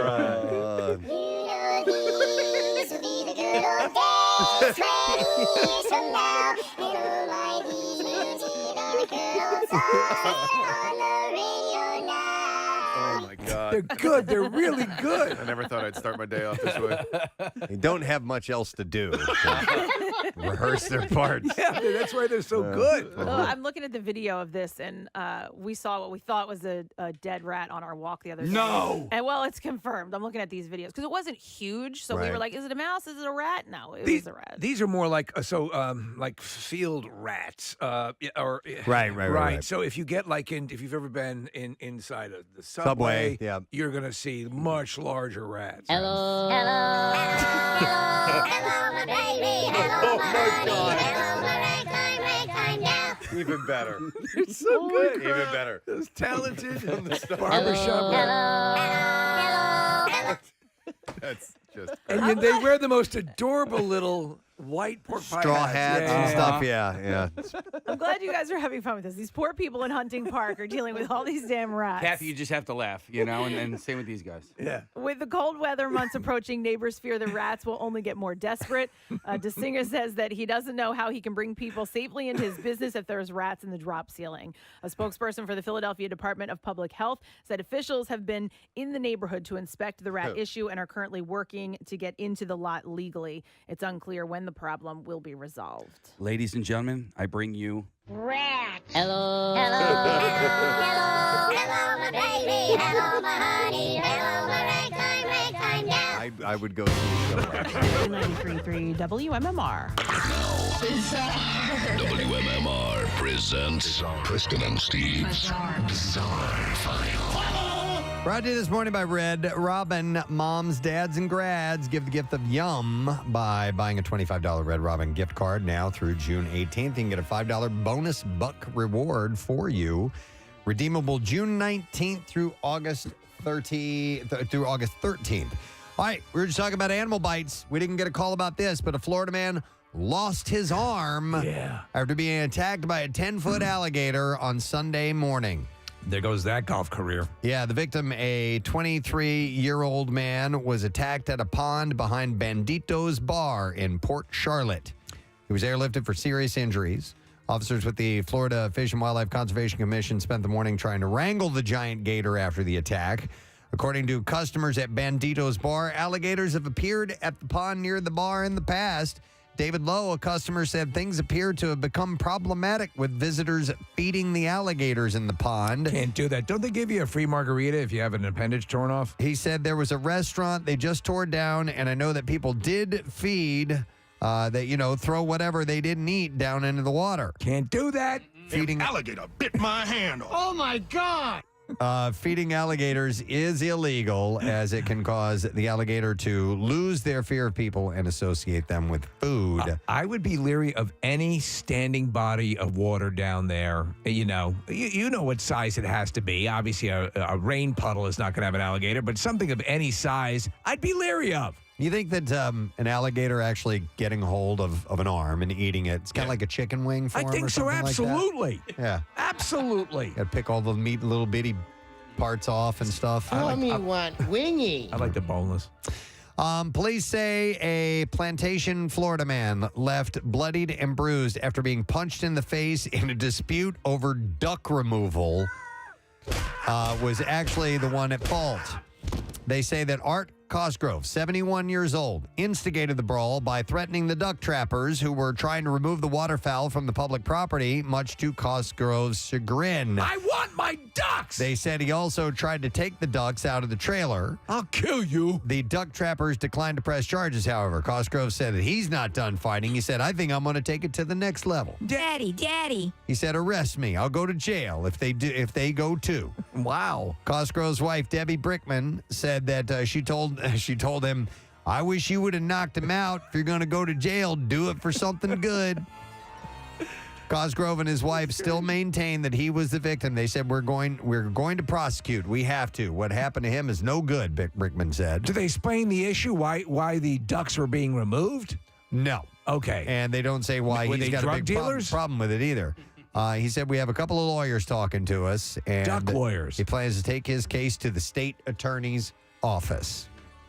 A couple has spent 10 months seeking compensation after 18 escaped water buffaloes stampeded through their garden, with 8 of them taking a morning dip in their new swimming pool. Wow. Andy and Lynette Smith, who Do you think it was an inside job? Who are retired, say that their garden and pool were ruined after the animals, which weigh like 1,200 pounds each, got out of a rare breeds farm and onto their property, causing more than $40,000 worth of damage. 8 of them ended up falling into their pool, triggering a stampede that wrecked fencing and flower beds. The animals were rescued unharmed by the farmer. The incident happened when an electric fence failed, allowing the herd to breach a wooden fence and hedge separating the field from the Smith's garden. Andy Smith said, when my wife went to make the morning tea, she glanced out of the kitchen window and saw 8 buffaloes in the pool.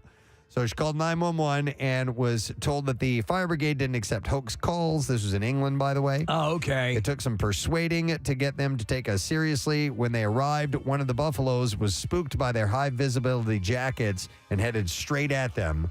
The farmer was summoned from next door and helped the animals out of the water. So, they're stepping on the pool cover thinking it's solid and they go right through. Yep. British Columbia cyclist Kevin Milner was rounding a downhill corner at a North Vancouver trail last Monday evening when he slammed into another road user crossing in front of him. The collision, which sent Milner flying and left him with a broken scapula, cardiac contusion, and others, didn't involve a car or another bicyclist. Milner's bike had T-boned a black bear. Jesus. He said the last... Oh, I'm going to throw up. He said the last thing I saw of the bear before the accident was just him running. It was a great day. I saw my first picture of a snake with a helmet. He said, I can see his muscles as he was charging across the road, and I just hit him right behind the shoulder blade. Could you imagine that? And then I kind of launched myself over the top of him. Milner says it's going to take him about 6 weeks to recover from this accident. Is the bear in the bed next to him? I don't know if they put him in the same room or not. Crazy, right? Milner's accident was unusual, but authorities are warning that the spring in full swing. Mr. Milner, this is my wife. That bears across the BC are emerging from their dens and encounters with humans are on the rise. Disasters such as wildfires, flooding can also affect how wildlife moves in the region, leading to more potential human encounters with bear. And that is what I have in the bizarre file. And I just realized those were all animal stories. Yeah. How about that, man? That I had for you Completely by this morning. accident. It's Yeah. amazing. All right, and we're not done with the animal stories. When we come back in a moment, we are going to have the young lady who was bitten by a shark in Stone Harbor, and her name is Maggie. We'll get her story when we return. Stay put. We won't be gone long. Preston and Steve on 93.3 WMMR. 93.3 WMMR. You got plenty of time. 5:42. I wanted to share this real quick because it's fresh and we'll never get around to it if I don't. But yesterday I went, and I'm not going to say where exactly I went, but I went to a medical appointment. Right. Yesterday. It has nothing to do with my butt or my, No. none of that. It was It's something more else. Botox-ish. No. But anyway, so I show up for this appointment. It's a new appointment for me. I've never been in this place before, and I need to go and fill out some paperwork ahead of time. Right. So they asked me to be there about, 15 minutes before my appointment. I showed up there about 20 minutes ahead of time. I walk into the reception area, and nobody's behind the reception desk. Huh. But I could get into that area. It was a small little office that you come into, and there's a desk, and then the door that leads back to it was, like I said, it was a medical, so there's exam rooms back there. So I'm standing around, I'm waiting, and I wait about 5-10 minutes. Nobody's coming. And I'm like, okay. And I'm looking around, and I look behind the desk there, and I see a pair of glasses there. I see a glass with a straw in it. I see a pen with some notes written down next to it. I'm like, people have been here. This is not, I didn't show up to the wrong places. They have 2 offices. I'm like, okay, I came to the right office. I checked. I made sure. I checked my time. I actually spoke to them shortly before I got there. But yeah, you're going to be here. So I'm like, I know I'm on time. I'm like, what's going on? So I'm like, all right, well, I'll sit down, wait a few minutes, whatever. I'm waiting, and I'm waiting, and I'm waiting. And it's just getting closer and closer to my appointment time. And as I'm waiting, an older woman walks in to the same office. She walks up to the front desk, kind of looks over there. And I go, hey, I've been sitting here for 15 minutes. And nobody's back there. And she had a little bit of an accent. She's like, well, they told me to call ahead. Right. And I call, and it says they're closed. And I go, yeah, well, nobody's here. She had kind of like, I can't do a Russian accent, but it was kind of I like that. had the appointment. Well, not that bad. But anyway. I called to the phone for to be here to get teeth looked at, and that comment nothing. All right, so. Who are you? With your Mr. Lyle Lovett hairdo. So anyway, she's standing there. She's. And on weekends, travel to capital city and watch your ladies while they make a toilet.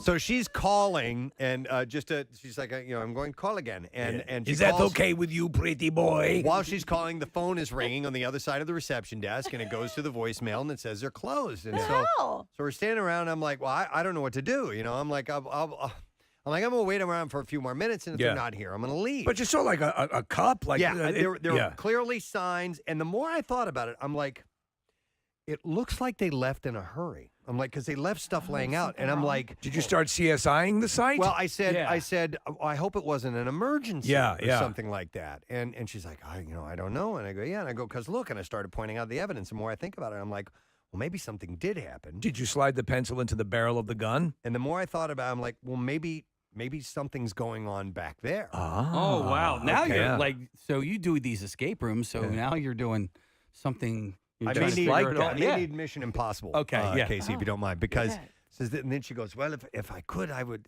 I would go back there. I would but go back can't. to the rooms. And I go, well, I could go back there. So we slid a chair over. You climbed through the window? And I climbed up over the top of the desk.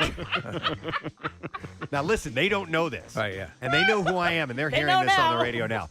So I jump up on top of the desk. And if they have security camera footage, they'll see this. Oh, we want to see that. So I jump over the desk. Right. And as I'm going back into the offices, I swear to God, this is what I'm thinking, Steve. If I round the corner, I might see dead bodies. It's, yes. dude. You don't know. I might see, there may have been a crime committed here. Or I don't know. So you might see some whoopee. No. I wasn't expecting that. Or I'm going to be the hero because somebody's being held hostage at gunpoint. Yeah. And I'm going to come in and I'm going to save Russian the lady, day. go take care of it. So I kid you not, I started thinking about my Krav Maga training. Oh, my God. You got ready. And I got ready and I jump over and I'm going, and I swear to God, I'm crouched down like this. God, I hope they had surveillance video. So that I would be able to move. Be safe, hero. Quickly if I needed to. And I'm like, I've got my back against the wall, Yeah. and I'm turning and I'm peeking around corners. And I'm going, hello? Hello? And I'm looking around and doing this whole thing. Now, where the big mistake in my training that I didn't do is I didn't grab some type of a weapon. Yeah. Some type of thing that I might have Like needed. the But straw. I literally am looking and I'm like, okay, like the FBI would, like I would, quickly look at it and just move over the other way. And I walk through. Morning show host, identify yourself. It's okay. I'm a broadcaster. This is the point in the horror movie where you're like, why would he do that? Why doesn't he just leave? Totally. Yeah. Yeah, I didn't even think of that, Kathy. You're right. There's a demon. Well, you want want to try to save the hostages. So I'm picking it, and there's like seven. It's a lot bigger than I thought it was back there. There's all kinds of rooms that I'm going through, and I'm looking. The hell is this? And eventually I see the office is at the end of the hallway, and I'm like, anything's going on, it's down there. That's the room. That's where they've got him. There's a glow coming out from under the door. And I'm thinking, I literally am thinking there's going to be a guy with his arm around someone with his hand over their mouth and a gun to their head or a knife to their throat. And I circle around and I look and I see that there's nobody there. And I'm like, clear, So, and right And was about, the Russian woman behind you? no, she stayed in the waiting room. She stayed in Don't the waiting worry, room. I have your 6. And so what I should have done is open the door so she should come in. She could come in and Thank you. and have my 6. But anyway, so I finally there was one other area I didn't go to, which was like it was like a closet. These doors, and I'm like, man, the bodies are in there. And I open it up. No, it's a giant nitrous tank. Treasure. I couldn't find anything.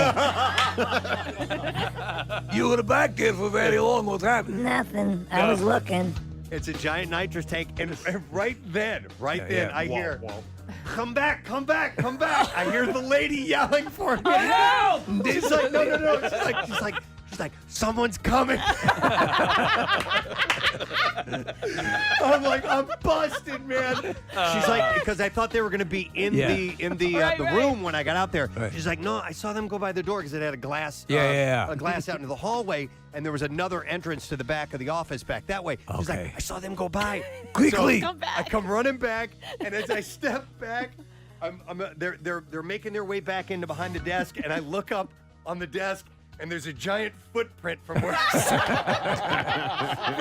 stepped. And I casually walk over, Kathy, and I put my hand on, I'm like, hey, how you guys doing? And I'm wiping it off. Clean it while off. I'm talking to him.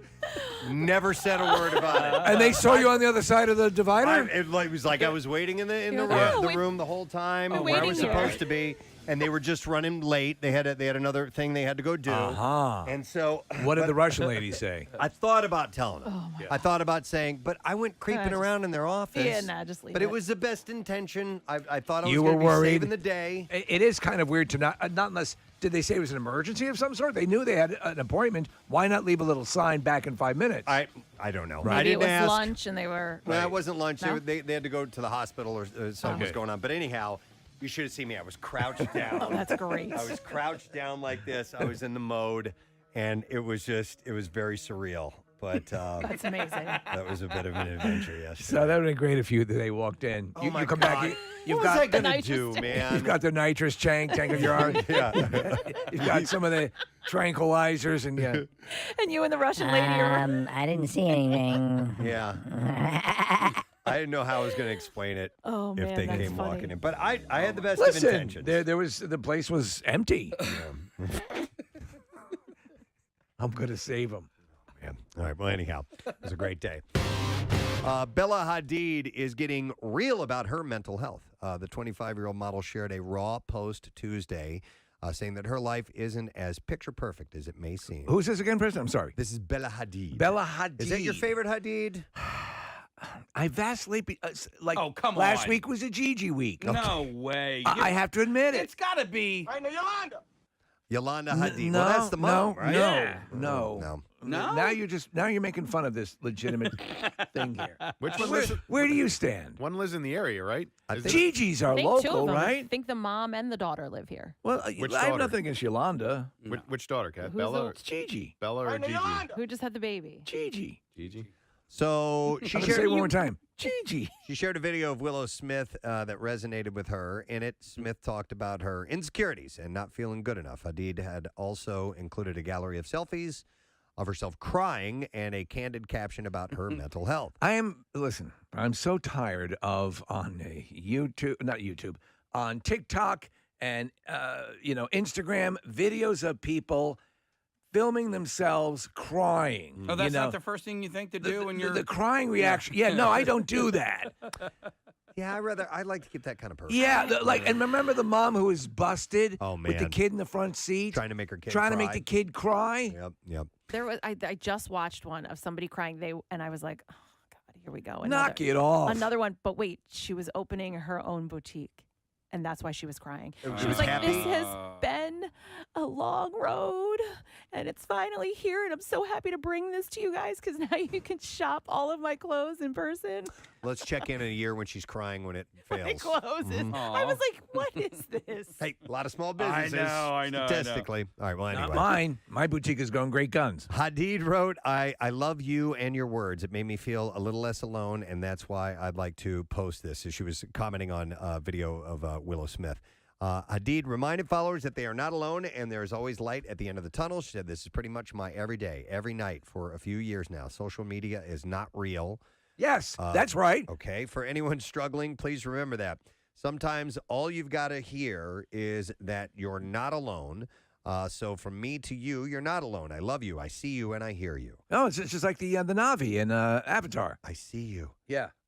Self-help and mental illness chemical imbalance is not linear, and it's almost like flowing roller coaster of obstacles. Okay, now she's losing me. Ups and downs and size to size. Listen, people obviously, struggling with Depression. Depression is a real thing. It's terrible. But you've got conflicting things here. Social media is not real, she writes. Anyone struggling? Listen, you can find support on social media, but you can also find exactly what is pushing you down. And You know pushing what I your mean? buttons. It is a construct. And, and we've said before, initially, when it had a much more benevolent, at least to me, it felt that way in the early, hey, you're on this too, hey. Yeah. And there is a very, very destructive part of social media now. If you're going to be on it, know the difference and don't let the heavy stuff bring you down, man. She wrote, Right, anyways, Yolanda. not sure why, but it feels harder and harder to share my truth on here. Thank you for seeing me, and thank you for listening. I see you. I love you. So look at this picture here on Instagram. You had to hold the camera. All right, what we're looking at is a picture of her crying. It's a close-up of her tears. She's looking away, and I mean, that looks like a posed photograph. Yeah, it does. You know, I have so- never cried and been like, hold on, let me get my phone. I got an update to the new OS. 1 second here. Wait a second. Why is this thing going through? Thank you very much, Kathy. And Nick did confirm for me, looking up on Wikipedia, yes, Steve, they came up with the name from the STP motor oil stickers. Yeah. That they were fans of in their youth. And then they had a bunch of different various ideas on the initials STP, and they decided on Stone Temple Pilots. I love that. Too funny. All right.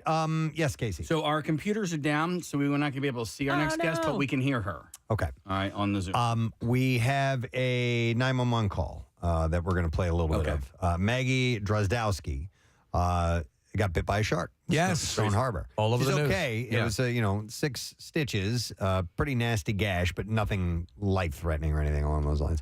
But we're going to talk to her in just a second. But let's hear the 911 call. It says Marissa wrote down a note. It says it includes something that I've never heard. Okay. Yes, I know what she's talking about. It's the link, a live link that they. So Maggie was in Stone Harbor with a friend's family. So the 911 call that you hear, it's the friend's mother who's talking to the dispatcher. Okay. And they send some sort of link for it to be a live call so that they can see what's actually going on. I think that's what Marissa was talking about. I've never heard of that. All right, let me I've play never this. heard of it either. Here we go. 911, where's your emergency? Yes, I'm on Stone Harbor Beach, and one of the kids is with me. I think got bit by a shark or something. It's bleeding pretty bad.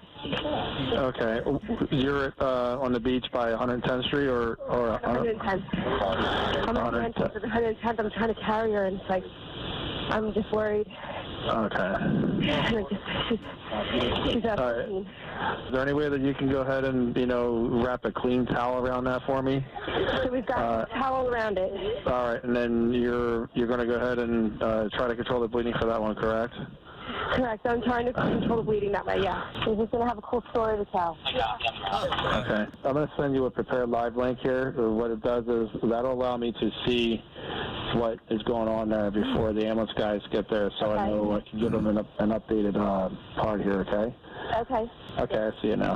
All right. That's wild. Yeah, 120. I'll just give you a heads up. I'm on Prepare Live. I do see 3 distinct puncture marks above the ankle. It's not bleeding at this time, but they are pretty deep. And it does appear to be like some type of a shark bite. I wonder when that tech started becoming available, they can probably tell what kind of phone you're on and whether or not they can access your camera. But most pretty cool. phones now have some sort of FaceTime-ish capability, if not FaceTime directly. Yeah, that's Wow. awesome. All right, well, she's on the line, so let's welcome Maggie Drozdowski to the show. Hey, Maggie, good morning. Hi, good morning. Hey, all right, so first of all, you are 15 years old, am I correct about that? Yeah. All right, 15, and did this take place yesterday? Sunday. On Sunday, okay. And so you were surfing, and how often do you get out and do that type of activity? I've actually never surfed before. You never surfed before. Stop it. Oh, that is too wild.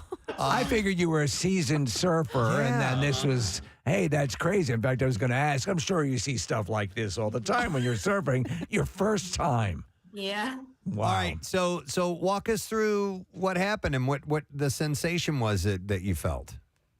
I was hanging on my board with just my arms, and my whole body, like my shoulders down, were in the water, and a big wave came and kind of knocked me down a little bit, and I lost where my board was, and I felt this pressure on my foot that pulled me underwater, and I at first just thought it was like a crab pinching my foot, like a big one, I guess. Yeah, to pull you underwater.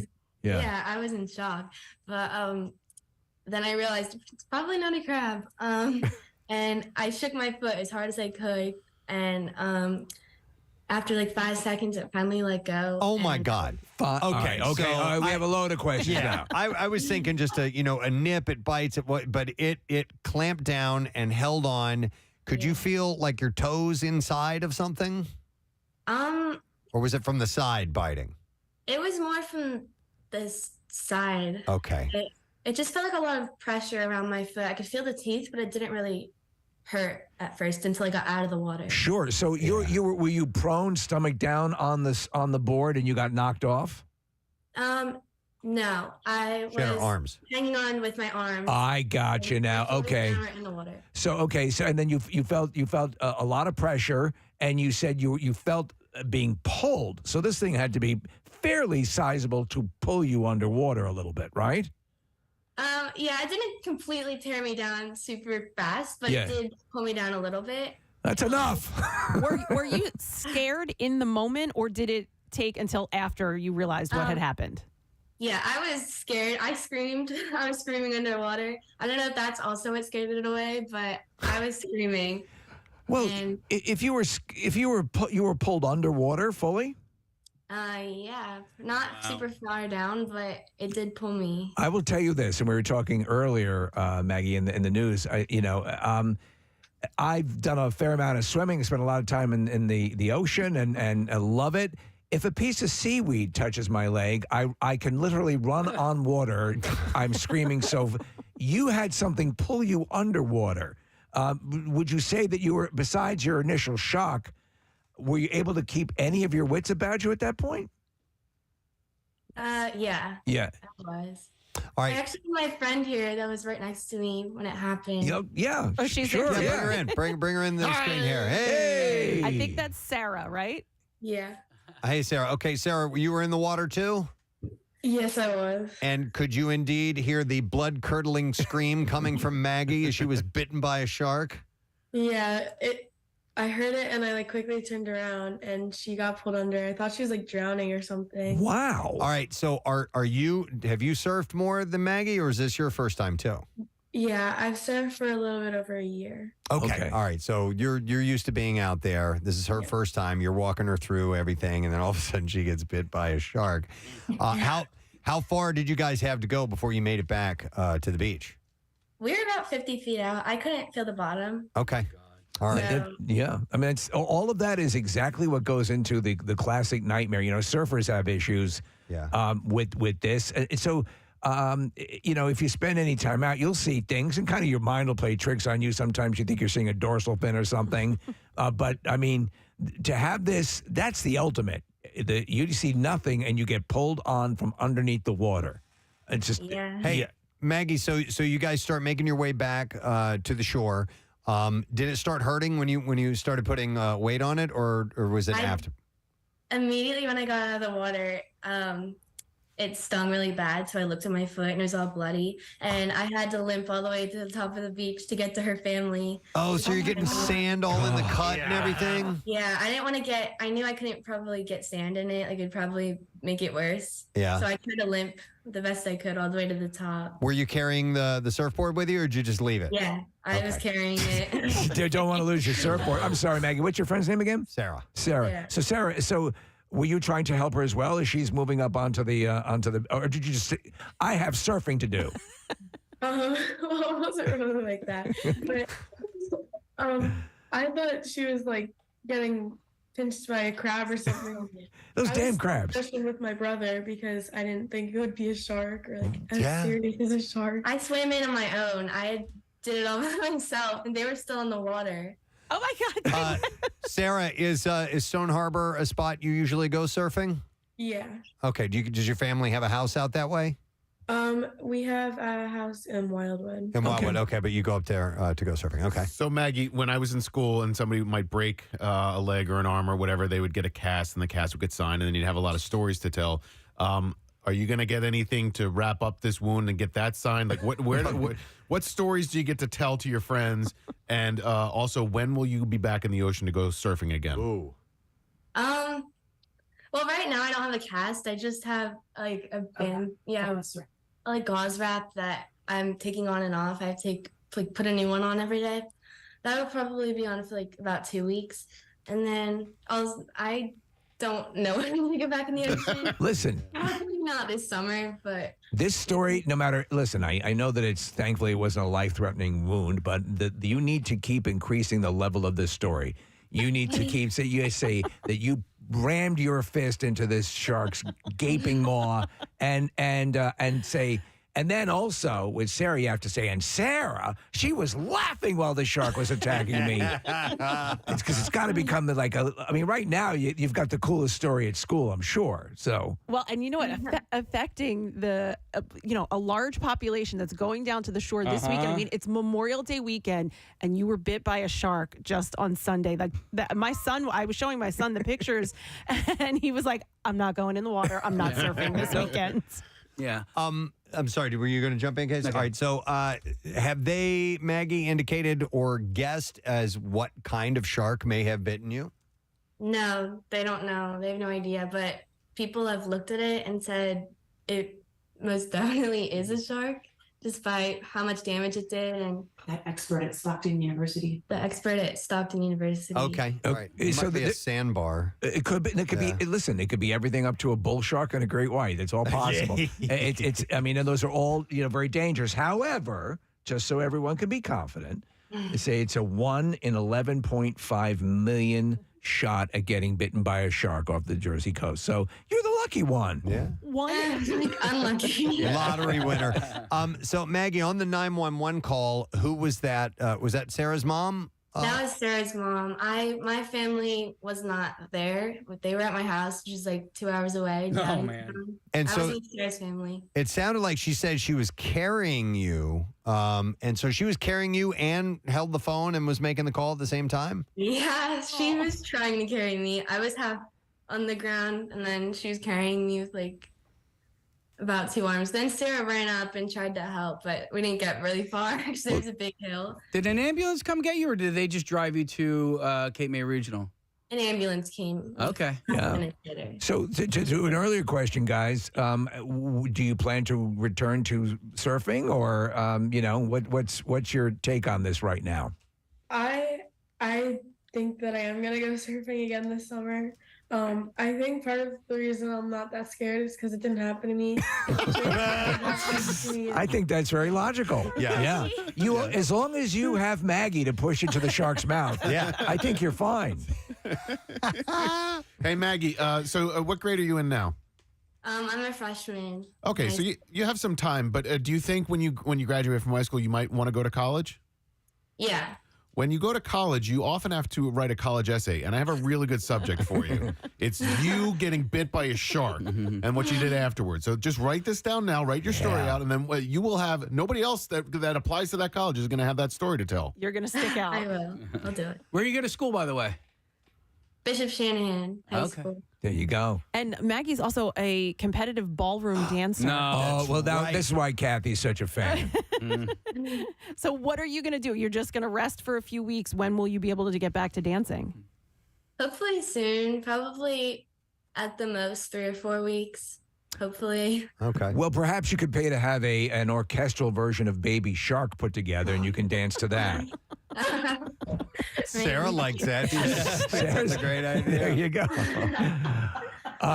No, it's a very cool story, and we're so glad there's no. I mean, it sounds like this will heal up and you'll be fine, but it's around summertime. It is the stuff of night. You still got bit by a shark. Yeah, you did. And listen, it's still pretty chilly. Were you guys the only surfers out there, or was there another group or two that were surfing?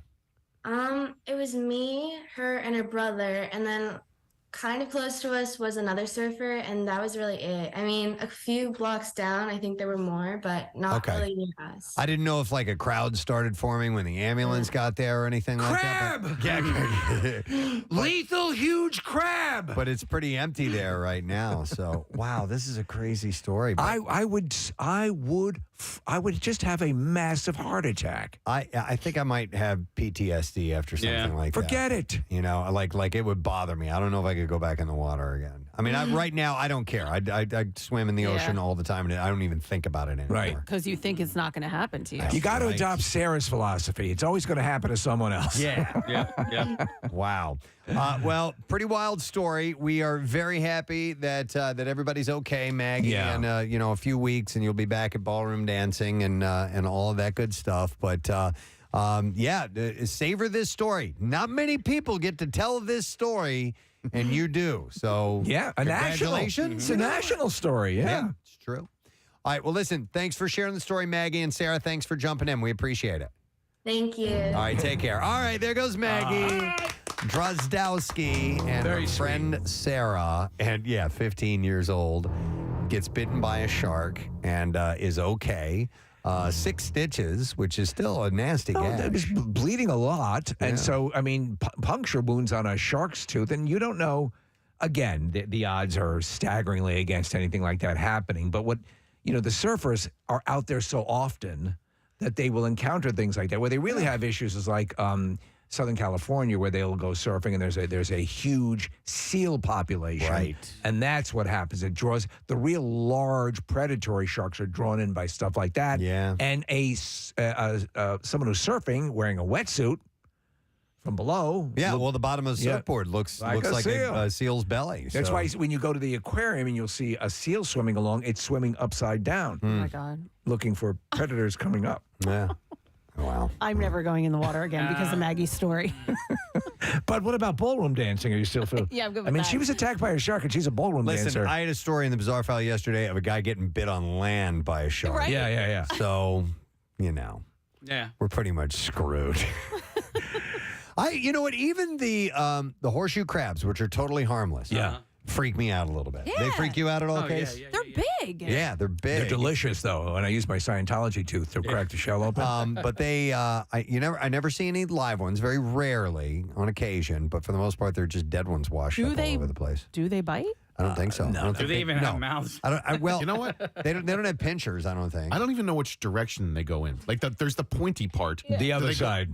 Okay. I think they go the other way. There, you can actually see eyes if you look carefully. And I don't know if eyes mean anything. Yeah. Those things are so prehistoric looking. Yeah, they have some in the back too. They have like 8 eyes on them. Yeah, from what I understand. Really? Yeah. Oh, that just freaks from me boot out. to bonnet. It's pretty wild. But I think the pointy thing, Nick, is the tail and that it does move the other way. But I don't know. Sometimes it's fascinating. When I was a kid, I thought that was like a unicorn spike, and so they went in that direction in order to spear other animals. I like your horseshoe better than mine. Yeah, the unicorn one is much better. Obviously, I don't like sharks, and I don't like swimming in the bay, in the ocean, and stuff like that. But you do it. I don't like it. But Do you? Well, he's done Ironman stuff, or not Ironman, but I've done sprint triathlons, mile swims. But do you have a beach house? So when you go to the beach on a hot summer day, do you go in the water? Not on a hot summer night. Will you sleep with the horseshoe crab? Yes. Will you get on your surfboard and go ballroom dancing? Yes. I bet you to say that to Kathy all the time. Kath, I actually don't think I went in at all last year. Oh, wow. Not at all? No, aside from I did the Escape to Cape triathlon. I did the mile swim Memorial Day weekend in Wildwood, and then I did another mile swim in Avalon. Those are but I don't consider that like me going in leisurely. Right. I don't think like when I was at the beach like that I went in. Now, Wow. I also went fishing in the bay. Okay, they say there's no sharks in the bay. I caught sharks when I was fishing, but then also I met my new nightmare. Have you guys ever seen a sea robin? Yeah. They are terrifying. Sea robins looking. are like when people fish, that's like junk. It's like, sea robin. They're like, I need to see a picture of my a God. sea robin. That's what they look like, Press. They go, I'll kill you. Yeah. I'm a sea robin. I mean, they don't look really. The picture I'm looking Okay, at. she's scared of us. You're looking at a black and white drawing of one. You got to see it in real life, and An it's actual like photo. Excuse me. Hang on, we have someone who can answer horseshoe crab questions. Rob, a good. park ranger. Oh. good. Hi, Rob. Hey, how's it going? Awesome. So, how does a park ranger qualify you to know a thing or two about horseshoe crabs? I spent some time down at Astig Island in Maryland. And Okay. there were quite a few of them down there. Okay. All right. So, number one, any pinchers on them anywhere? Can they hurt a human being?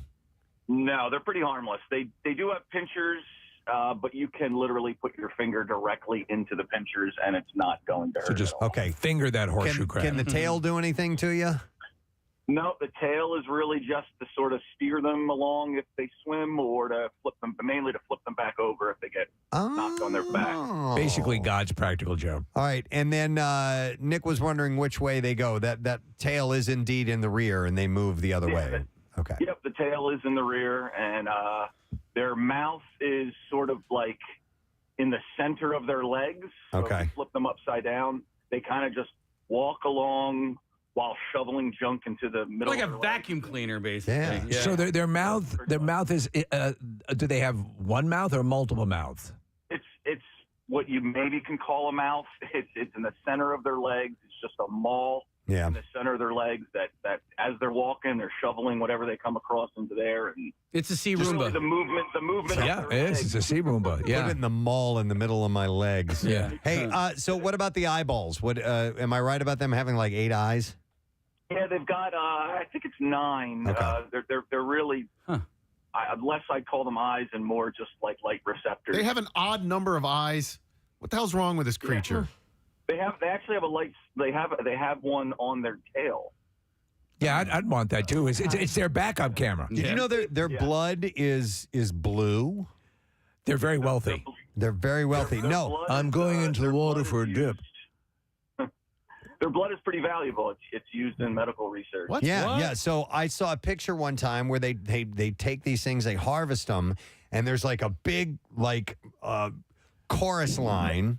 Really? Of all of these horseshoe crabs, they kind of bend them in a certain way. One singular sensation. And they actually, without killing them, they draw their blood out of them to be used for, like Rob was saying, some kind of medical research. That's amazing. Yeah. I find them very fascinating. They are very alien-looking, otherworldly. And Rob, why do I mean they definitely show up on the ocean beaches, but I see them more on the bay beaches.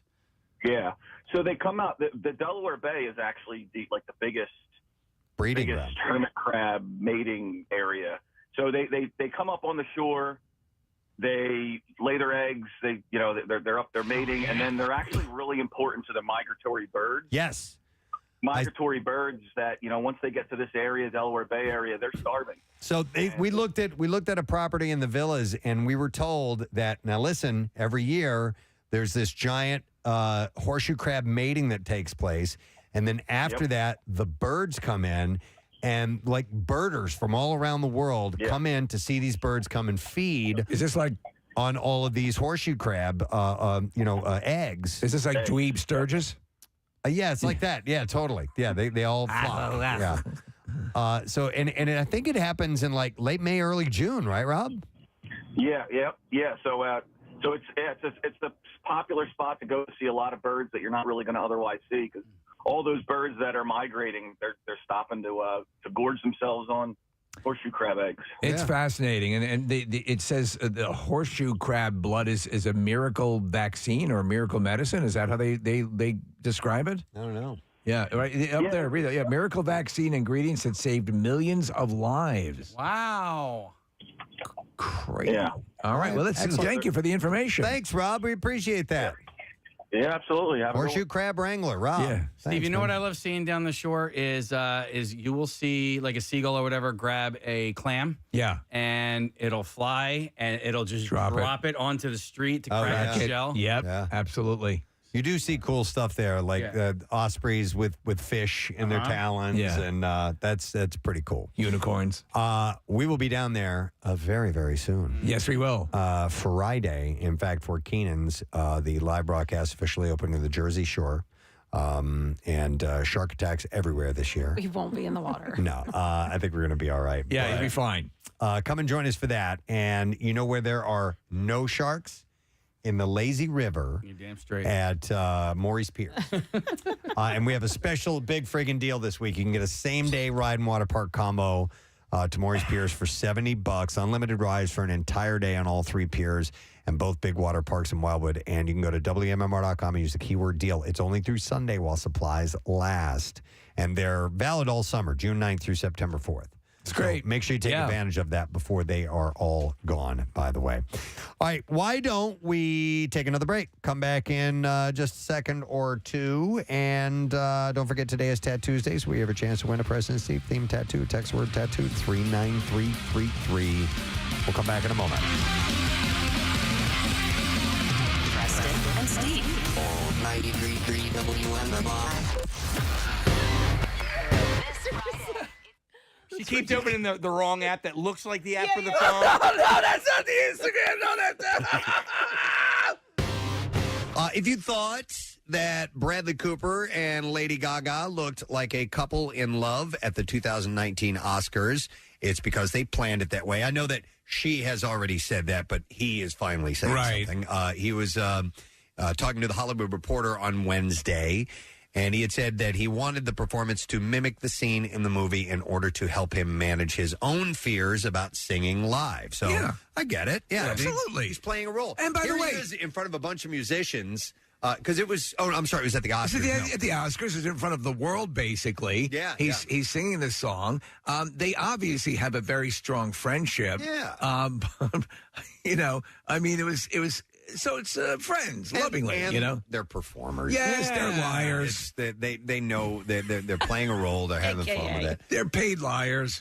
So Cooper added, he said he shared, just from a personal standpoint, it reduces the anxiety level. Well, listen, we're very good friends with Bradley Cooper. We are. And we know the way he is. Incredibly And we close. know how nervous he gets Yes. in situations like this. So if you knew him the way we knew him. Steve, I sometimes will just place my hand on his knee. Yeah. And just a little touch. Yeah. A little human touch. Makes a difference. Calms him down a bit. Yeah. I can't believe you guys haven't brought up the fact that, like, Steve and I look at each other like that when we sing the Safe Light song. Absolutely. We totally get It's that. so beautiful. Right? True. Yeah. Every single time. I just thought I'd let you guys have that. I didn't want to bring it out into the open. I always say, find someone in your life who looks at me the way Casey looks at me during the Safe Light song. Yeah. Can we get that right now? Can you guys do that? Casey's so emotional. I just love him so much. Let's do it. We can do it. Ready? You're at the microphone for a All right, dad. turn away and then turn and look at each other. All right. Just give us a countdown. I got to get in the character. All right, hold it. Okay. Everybody.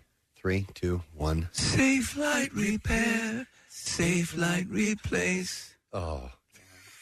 my God. The Wow. lovely kiss was That blown. was- If we could get it, I don't know if it's possible to get a split screen on that or not. And see, there's no play that real love there. That's all acting. No. They lie. Well, you know what? You can't sing those words without being moved. They're not only repaired, but replaced. Yes. As if the repair wasn't enough. You fixed me, and then you made me all new again. Right. Right? Right. And they'll I'll come- repair they'll- you. I will I never will come replace to where you. you are Yeah. if you're at your daughter's dance recital. That's right. Bradley Cooper added that they kind of fall in love in that scene in the film. It's that explosive moment that happens to them on a stage in front of thousands of people. And it would have been so weird if we were both on stools facing the audience. So that's why they did it that way. This is actually the first time that they rehearsed. They sang the Chicken Pot Pie song, Preston. Wait, do you want to do Safe Light Repair like that now? We're looking at the video where they're kind of heads leaning against each other. Oh, no. Oh, yes, we're going to get this now. Go on. Well, you got to come behind because you got to come behind me because you're taller. Like this? Yeah. All right, we are getting this on camera, right? Yeah. Well, Okay. where's the camera at? Right here? Yeah. Can you count us off, Preston? 3, 2, 1. Safe Light Repair. Safe Light Replace. Dear God in heaven. Wow.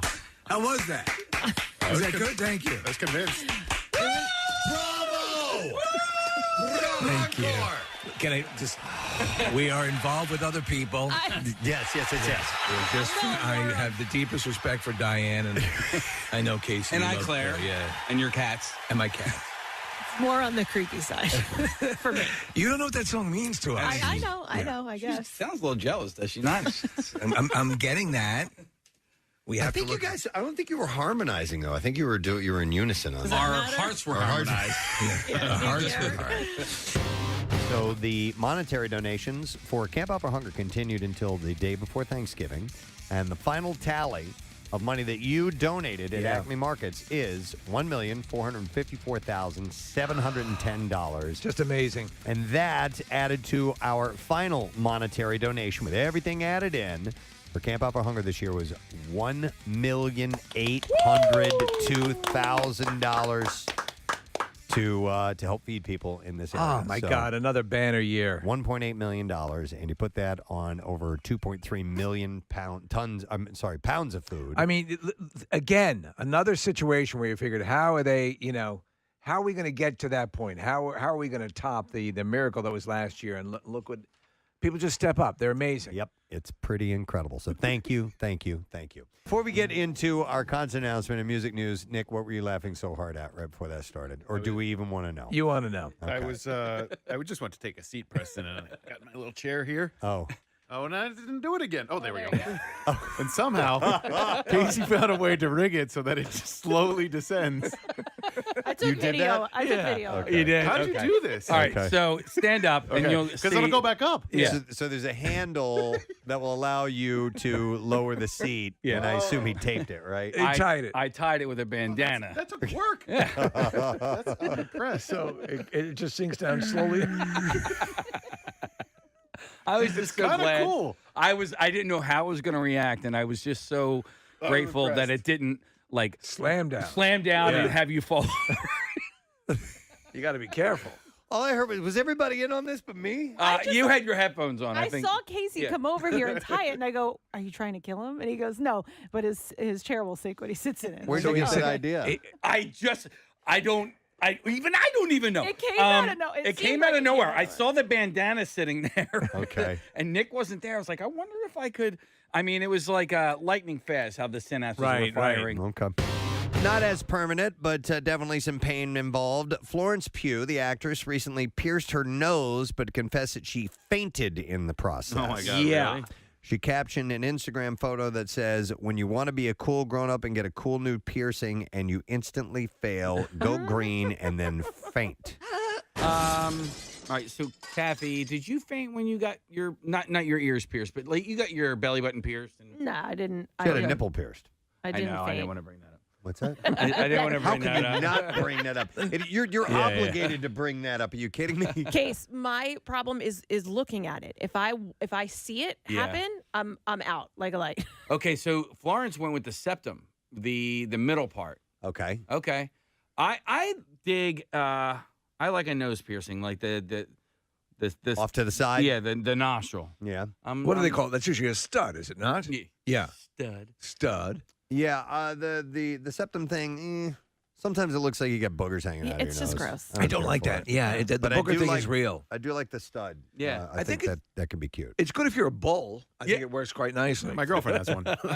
She has a septum piercing? Yeah. She does? I didn't know that. I never even noticed. Yep, she has it. She doesn't wear it all the time, and she removed it for several years, and then put it back in recently, and it never closed, which she was surprised by. I was. Yeah, but looks good on her. What does she wear? Is it a hoop? Like a little hoop. Yeah, there it is. A little hoop. Yeah, I wasn't saying that I don't like that. I just prefer the stud. But so speaking of bull, Steve, when I was a kid, we had the shower curtain rings. Yes, I would take those off the shower curtain and put them in my nose like I was a bull. Startling revelation on the Preston and Steve show this morning. Okay. Casey Boy, producer, admitted he used shower rings to look like a bull. We go down to Jim Ilkushevsky outside of One Ballot Plaza. Jim, what's going on out there? Crowd has already started to form, Tom. People want to get the exclusive on the interview. Okay. Can I go down for an interview? All right, so let me ask you this. Would you look in the mirror and make noises? Well, I don't know about the noises, but everything I did, dude. Did you make a face? I spent so much time in front of the bathroom mirror as a child. I used to pierce my own ears. I would I'd spend a lot of time making fases and Wow. I know. But I'm You guys make fun of me. Yeah. And then he would go back to college. I was just curious what level you took it to. Would you actually stomp on the ground? No. do anything That'd like be that. stupid, Preston. Yeah, come on, man. He was just making faces in the mirror. It's just silly. By the way, to make Casey feel better, if you've ever taken a shower ring and pretended to be a bull, text in and let us know. please about let it. us know. And if you have one now and you could do a picture, we'd love to see it. That'd be great. Without a doubt, I am not the only one to ever do that. No, listen, I'm sure. I'm Without sure a I've doubt. done it, for Christ's sake. Somewhere in America Yeah. has done it. There's probably a commune of people who do nothing but that. Here's a supportive one. Is that a BR commune? Yeah, that's a bull ring Here, commune. this says, I used to pretend I was the bull in the Bugs Bunny cartoons. Yeah. So there you go. And this guy, he and his cousin used to put helmets on and use pen tablecloths to charge at each other like bulls. But he One didn't was think- a bull and one was the matador. Yeah. He says, didn't think of the shower curtain ring, though. Yeah. Yeah. The accessory you never knew you needed. I know this is like Hollywood celebrity news, but why did they put the ring in the bull's nose? What was that all about? You know, I think that's how they would actually lead the bull. Yeah, I think they could Oh! connect. They could connect a lead to it. Okay. And That makes or they could And most essentially leash them up somewhere, and, All right. and they're not going to go anywhere. And isn't the fact that most bulls are goth, sort of? They're Yeah, I the think so. cages and stuff. Yeah, they do the ear Most of them. Yeah. stuff body too. mod. Yeah. All right, let me see. Nick, anybody texting in? One person said they've done the shower curtain ring in the nose thing, but I don't know if they were pretending to be a bull or not. No, it Does could have been something entirely I different. don't necessarily. I wasn't. You guys said I was pretending to be a bull. you said no, a piercing? you did. Well, I got the idea from the bull, right? Like I got the idea never from made, the bull. I got the idea. I didn't. Why don't you pretend that you're me? Let the court record show that Preston, you asked if I made noises like a bull, and I did not. I thought that was I after would like you to have audio intimated. from what we spoke about earlier, because you said I Yeah. would look in the mirror Yeah. and pretend to be a bull. All right, let's check it. We we have have a way of finding We out. have to check the tape. You We may do. be right. But Well, what did you do? I put a shower ring on my nose like an idiot. For what reason? I don't To look like a bull. To look like a bull, I That's guess. what I don't know. That's what I think he said. All right. But we could be wrong. But I Maybe didn't we just pretend to assumed. be a bull. There's a difference. There's a difference between trying to look like a bull and pretending to be a bull. Yes. Pretending means you would adopt a lifestyle. And I would not do that. Right. Because, bulls are ornery creatures, man. I don't like the way they live. Her ornery creatures, man. Yeah, that was my Lebowski right there. That's what I thought. I thought you were doing like you almost Austin sounded Powers. like Austin Powers. No, that was more Lebowski than anything They're else. ornery creatures, man. I'm a Brahma bull, baby. Kathy, I'm trying to reel this back. You are? Yeah, I'm trying. Started it. Jesus. Holy moly. Okay. All right. I'm going to move on to another story. Okay. We'll wait and find out that we'll find the tape. Don't here. worry, we'll go back to this. Yeah. I have a feeling it may run through the entire show this morning. We have a clip of you from earlier on Okay, the show, all right. so we'll see. Let's see what this is. This was Casey. Let's see if he says he would pretend to be a bull or not. Here we go. So speaking of bull, Steve, when I was a kid, we had the shower curtain rings. Yes. I would take those off the shower curtain and put them in my nose like I was a bull. Uh-huh. Okay. Like I was a bull. I didn't For the say very first time. I think there's a difference between pretending to be a bull and Adopting the lifestyle. I didn't go. One could say that there's a point at which they sort of Venn diagram a little bit. So Yeah. if you put on clown makeup, Right. like a full clown makeup, the wig and everything, And I didn't do the voice and all that stuff. you're not pretending to be I'm a just clown. at that dressed like point. a clown. Okay, so you Okay. were Yeah. dressed like a bull. Yeah, You were just dressed like a bull. that's it. Where are you going out looking like a bull? Where are you going to tonight looking like a bull? Casey, you've been vindicated. Congratulations. Amber has an interesting tradition. I'm going to go to her. Amber, good morning. Hey, good morning, guys. Hey, what's up, Amber?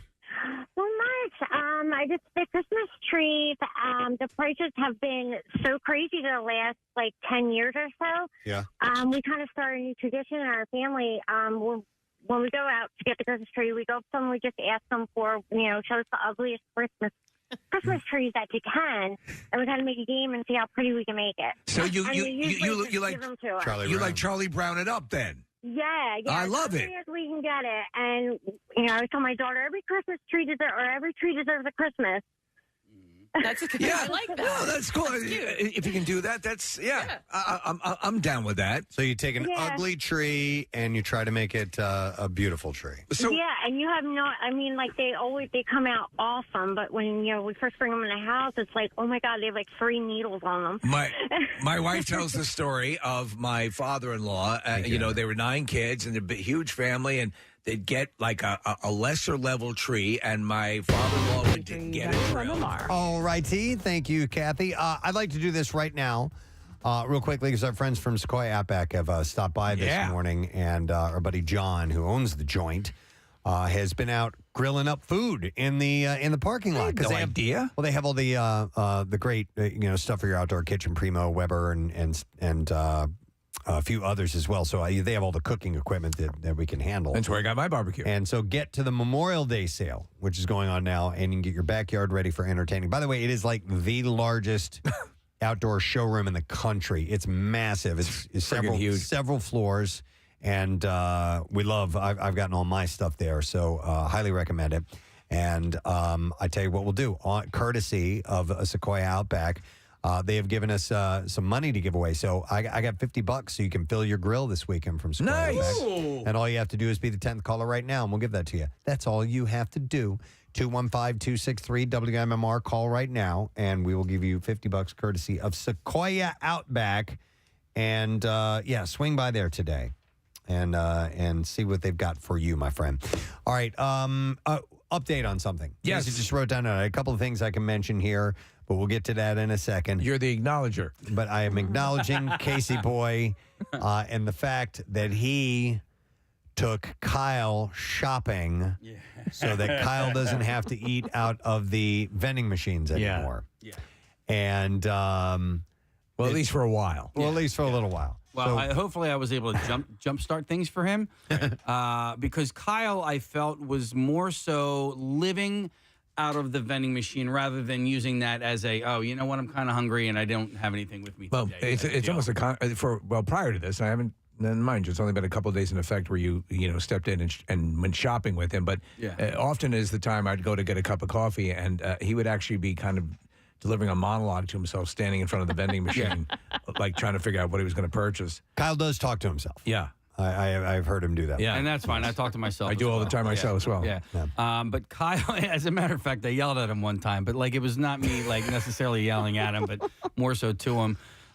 Because I care about him and I want him to, I want him to, have money for good things, instead of spending it all on Fritos and stuff. And so I'm in the kitchen and he walks in there to buy something out of the vending machine.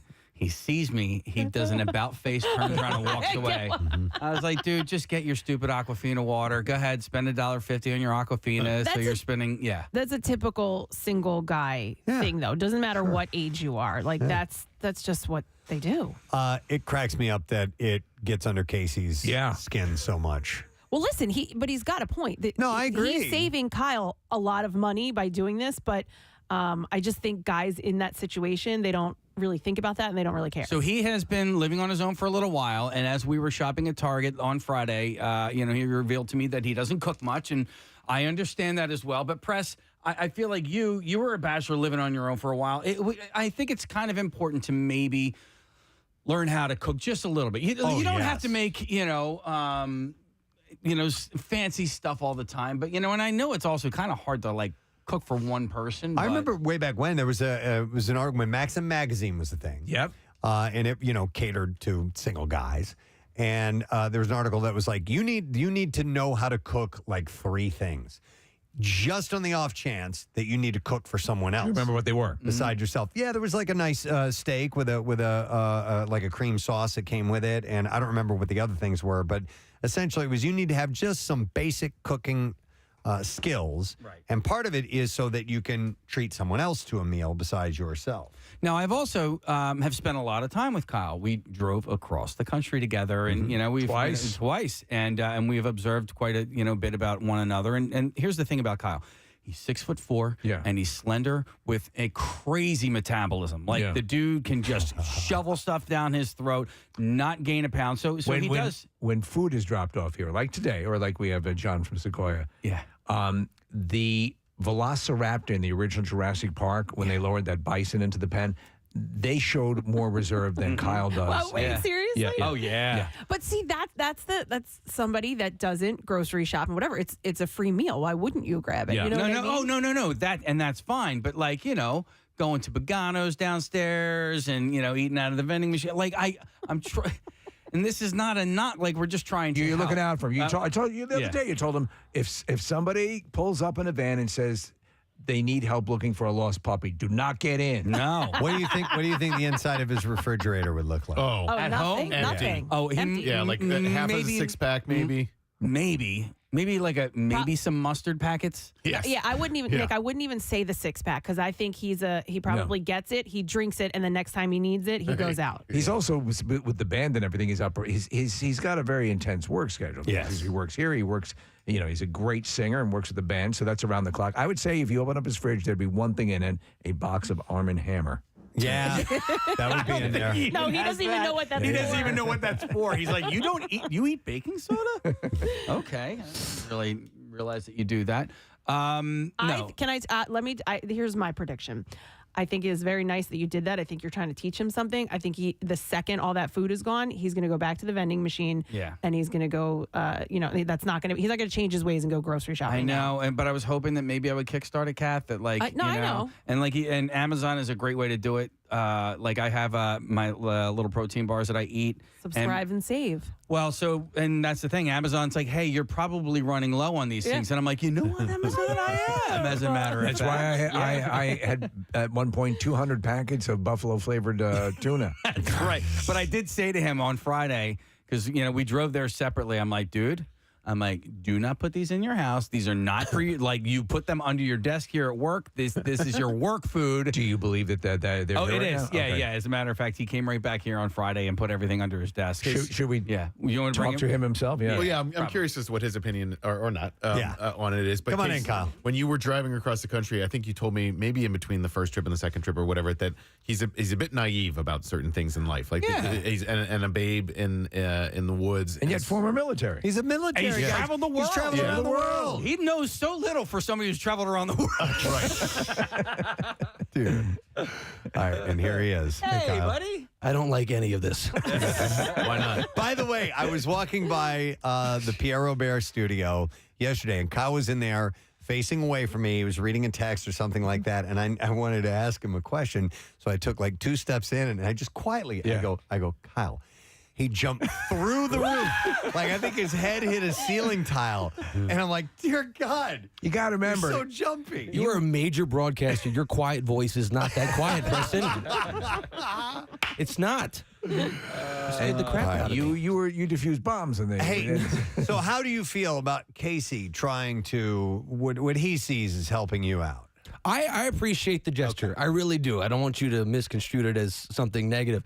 I tend to take criticism personally, no matter how good intent I know the words are. That's why I said sorry on Friday. Yeah. That's why I tried to hammer home. We had a conversation in the parking lot. I said, you just have to realize that I am your ally. You have an ally in me. Well, you guys have spent a lot of and that's why I know it comes from a good place. I think I know Casey pretty much more than, honestly, than most of you in here, just because of all the time we spend together. If you stay with us for a few years, this taking criticism badly thing will eventually slowly start. You'll become desensitized to it. I'm looking forward to that. Yeah, I think we'll help you out with that. Hey, you've never had, and we got it for you on Friday because you like white cheddar. You've never had pirate's booty. I saw you eating it yesterday. I meant to ask you. I ate some more this morning. Okay. It is absolutely I'm delicious. not familiar with pirate's booty. Oh, it's so good. It's good. Yeah, pirate's booty's great. What's in it? It's like a pseudo popcorn. You would like it. Would I? Yeah. They deemed it a healthier version or maybe an easier version for kids to eat than actual popcorn. Mm-hmm. And then it went beyond a kid's snack. Everybody likes it. I'm a big popcorn fan, very specific. And I do not like white cheddar. Yeah, it's more of a puff. Well, and it is kind of white cheddar. So I don't, right? Don't you think? You don't like white cheddar? I do not like white cheddar. Well, they have different flavors. But we got him the white cheddar because that's what he likes. Wait a minute. I've seen him, yes. Somebody texted in and says, Viva la Kyle, screw these old whiny bitches. What? I don't know. I don't even get Thanks, it. Mom. I don't know. Yeah. Appreciate it. Here you go. This says, does Kyle like redheads that are just a bit older than him? Ah. No. And people are wondering, is Kyle single? Yes. Now. You are single? Yeah, pretty much. Pretty much? Pretty much. I love. It depends on whether or not she's listening, right? Right, yes. Yeah. What time is it? Kyle's band, by the way, the FM band, will be playing at Keenan's on Saturday night this week. I'm going to sit in with him. I'm going to play a song. Kyle got me a recording of one of the songs he did. Very cool. Very much looking forward to playing it because I love playing with great Playing singers. the BB King song Vending Machine. You know what, Kyle? We did ask the question. You weren't in the room, but we're going to ask you now. What is in your refrigerator at home? I'm trying to recall. There is some really old, moldy meal prep in there. Meal prep, okay. Okay. Yeah, that I didn't make. I had my trainer actually make it for me. All right. There was an old Wawa sandwich. Okay. Just a keepsake? Is there anything in there that like There's a lot of expired things in there. like Okay. like That's you what I'm like, trying to like say. a cat. like normal. There's people have- ketchup and mustard, Okay. mayo, some protein shakes that I bought from Amazon. So you would have no. You're trying to put on some weight now, and so you. That's expensive. Yeah, it is expensive. Yeah. My metabolism burns calories at a very, very high rate. My trainer said that I burn about 3,500 calories a day. Wow. Yeah. And that's at rest. Yeah. Right. So for me to put on weight while I'm trying to work out and put on muscle, I'm sorry, no. I burn 28,000 calories at rest, and I have to eat 3,500 calories a day. And You don't burn 28,000? 2,800. That's what I meant. Did I All right. misspeak? Yes. Yes. So it's an Chernobyl expensive burned less. task. Yeah. What's in your freezer? Ice. Ice.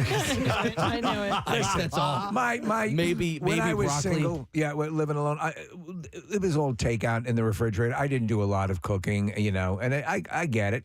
So, Preston brought in some supplies for Keenan's on Friday, so if any of that stuff is left over, you can have that. Yeah, you can Hard have that. pass. So my wife says the irony of 47-year-old Casey teaching Kyle money-saving tips is hilarious to me. Insert the Dumb and Dumber gif right now. Yeah, well. My brother texted me after that segment when you were, shouting on the radio about my vending machine habits. That he's like, he's happy that thousands of people are getting to understand my weirdness. And We're all weird, man. Yeah. I mean, anybody in the world of radio. That's how we make a living. We're just Yeah. completely bonkers type of people, but That's fine.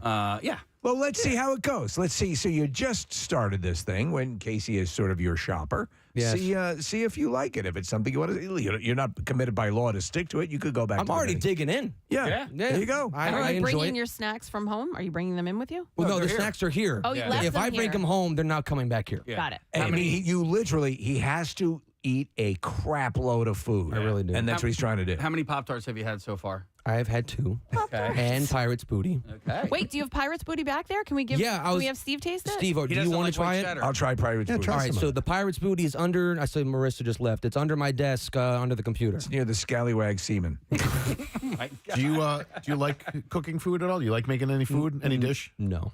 Do you know how to cook anything? No. Grilled cheese sandwich? or Grilled anything cheese. like If it's simple, yeah. Okay. Hot dogs, mac and cheese, grilled Yeah. cheese. All right. I like cheese. Here's what you need. Get yourself an air fryer. How do you make cheese? Yeah. Get yourself an air fryer. Air fryers are fairly inexpensive. Get yourself a nice griddle. You can make great grilled cheeses and stuff. Not gonna happen. No, I know. Not happening. And I think the air fryer is a good idea. Yeah. A griddle, Air you can fryer just is use a very pan good. if you're Yeah. single. So, all right. What do you like? It's white cheddar. I'm not a big fan of white cheddar. Yeah. All right. Do you like the regular orange cheddar? Yes. What about the texture? Because the texture is the big thing. No, for that I thing. like I like cheddar cheese. I just don't like the popcorn version of it. Right. No, but what about? Do you like the texture of the Pirate's Booty? Absolutely fine. Absolutely fine. It's just I'm not. The smart popcorn, the white cheddar. I don't like that. It just doesn't work for me. What was the event at the Adventure Aquarium? The was it? The chocolate event. Yeah. Was that ALS. ALS. Yeah. Excellent event. I went years ago when Jace was little, and they had a Pirate's Booty silent auction. So I bid on it, and I won it. We had Pirate's Booty, I think, for like a year in my basement. It was great. It's certainly now that I see the package, I know that it's very popular. So It's not real popcorn, though. There's No, like rice product in there. It's made from real pirate. Right. Pirate's booty. All right. You know they're evil. So Casey's just watching out for you, Kyle. I appreciate it. By the way, I just took one of these, Kyle, so you can finish this All off. right, here. I will. Yeah. There's your breakfast. There you go. We're looking out for you. All right. And then we'll find you a nice cougar. I have some, apparently there's a few of them out there that are interested. Come to Keenan's Saturday night. Check out Kyle on stage with that. If you're really smart, you make him a nice dish or something. Wait, does he like cougars? Does he like older women? No. He likes. He does. He likes every. He likes everything. He mainly dates African American women, and he's a great guy, and he's a lover, not a fighter. Yeah, that's it. And so you can. And he loves pirate's booty. He loves strippers. I know that. Oh, I was just going to say, I am trying to get him to stop dating strippers. Or porn stars. I'm like, let's try a different pool of girls. Porn stars is Well, I mean, it's so absolutely vague. fine. Casey, if you're going to take him to the grocery store and help him that way, I'm going to help him in a different way. Stop dating the porn stars. Marissa? I just want to jump in here. This is also the very first time Kyle has ever worked in an office, and this is the very worst office setting to pretend to learn things. It's like there's the show time, and then there's office time, and then it's very funny. Well, then also like morning Peanut butter jelly time. Peanut butter jelly time. But morning show like is also different as well because you start eating earlier, you're up longer, you know, and so I thought maybe he would put on some weight because that's, you know, I always call it morning show weight. Well, he's Case. So from here he'll go. I mean, that is a when I started doing radio and I was still doing some stand up at the time, it was killing. It just kills you. Yeah. To go and do that on top of it. Too much. Yeah. Can't do it. Yep. All right. If we're done talking about Kyle for the moment, I do have a little stream of consciousness. A couple of things I wouldn't mind mentioning to you guys. The stream of consciousnessner, an elevated state of mind, a journey of the surreal. So stuff like that. Yeah, things like that. Let me see. Oh, yeah. I thought this was kind of interesting. Traveling is a pain in the ass, as we all know, but some airports seem to be frustrating travelers more than others. In particular, the airport near the happiest place on earth in California. A recent Forbes ranking found that John Wayne Airport in Orange County was the angriest out of all of them. No kidding. Forbes experts analyzed Twitter posts from travelers flying through major airports around the U.S. Well, this is goddamn ridiculous. Based on that Twitter activity, John Wayne Airport angers its travelers more than any other U.S. airport. I just want to let you all know you're a bunch of stupid pussies. Tired of your pissing and moaning. We'll get there when we get there. That's what the Duke would have to say. He's just over it at this point, man. For real. The analysis found that nearly 2/3 of the tweets aimed at John Wayne Airport could be characterized as angry. Complaints ranged from the airport being too noisy, issues with the TSA staff, and flight delays. Most people, they'll fly John Wayne and connect to Jimmy Stewart Airport. Okay. And then it goes on to Carroll Channing Airport and all the other celebrities. Is Robert Mitchum in there? Does he have an I'm airport? sure he does, yeah. So coming to in second and third place are Jacksonville International Airport and Epley Airfield in Omaha, Nebraska. So John Wayne Airport is more of a mid-level. It's not, it's not Dallas-Fort Worth. So I think you're probably, there's a lot of puddle jumping going through there. No, I've flown in and out of there. It's not massive. Yeah, it is. Is it? They have international flights. My Really? Friend, my friend Scott lives right near there. It's been years since I've been there. Yeah, it's an alternative to LAX, Steven. People get so fed up with LAX that they use John Wayne. I didn't know that. Yeah, my friend Scott will fly to China and stuff. And by Everything. the way, Oh, wow. there's a Jimmy Stewart. I stand corrected, Nick. There is a Jimmy Stewart Airport, and it's in Indiana. Oh, there you go. You could take Ronald Reagan to I don't know to where John we're Wayne. going. I have to be honest, I've never flown before. To John Wayne. We're going to John Wayne right up the old bunghole. Wow. That's the hangar we're going into. Oh, okay. The old bunghole. The best airports, according to travelers, and this means that, they rank that one angriest. That doesn't mean it's the worst airport. It's just they people are on edge more. Yeah. So the best airports, according to travelers, Indianapolis, Seattle, Tacoma, and Kansas City. Important to note, though, results of John Wayne Airport's own passenger survey show a high overall airport approval rating. Nearly 3/4 of passengers who were surveyed in 2022 awarded Welcome to James Mason Airport. the airport an overall. What do you guys have to drink over there?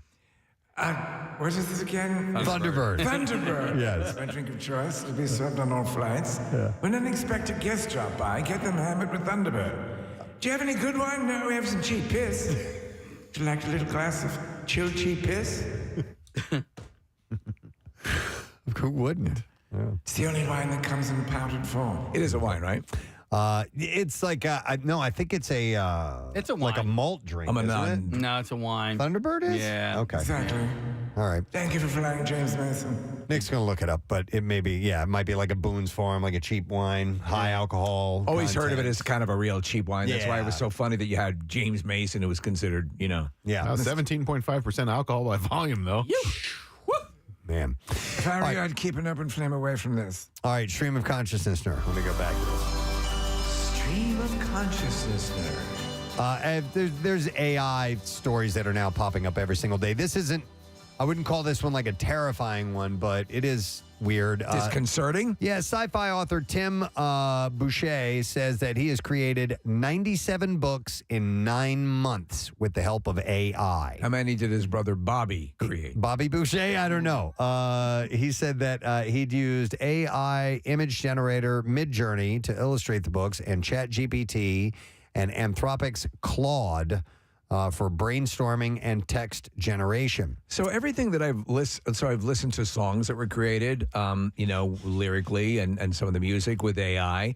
I've read some passages of things that were created with AI, and maybe it's bad because I go in knowing that it's AI, but my perception is it's very warm milk. It's very it's bereft of something, and maybe I'm just going in thinking it will be bereft of something because it's AI. But here's the deal: the dude has written 97 books. They're online on sale between $2 and $4. They're cheap. Yeah, but he's cranking them out. Right, and he's going to make a decent amount of money. Will he? Just from putting it out there? I Yeah. would think so.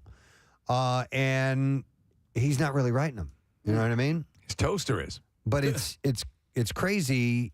Some people are going to use this to I don't know where you cross the line where this how is that his property? I think Brian Callen had an interesting take on it yesterday. That thing that we connect to, that is that human element, will somehow, like he said, go to an actual whatever you are experiencing, whether it be stuff on TikTok or AI or whatever. Go watch a classic masterpiece of a movie that moves you, and that human element will be what is the discerning factor. It's a difference, and it's a subtle one, but it's a difference between art and content. Absolutely. And what AI is generating is content, and what human generates I don't think you is have art. to go back and watch old stuff. You can watch current human created great pieces of Do you art. have any and things work. by humans? Right. Yeah. Yeah, there But might be someday.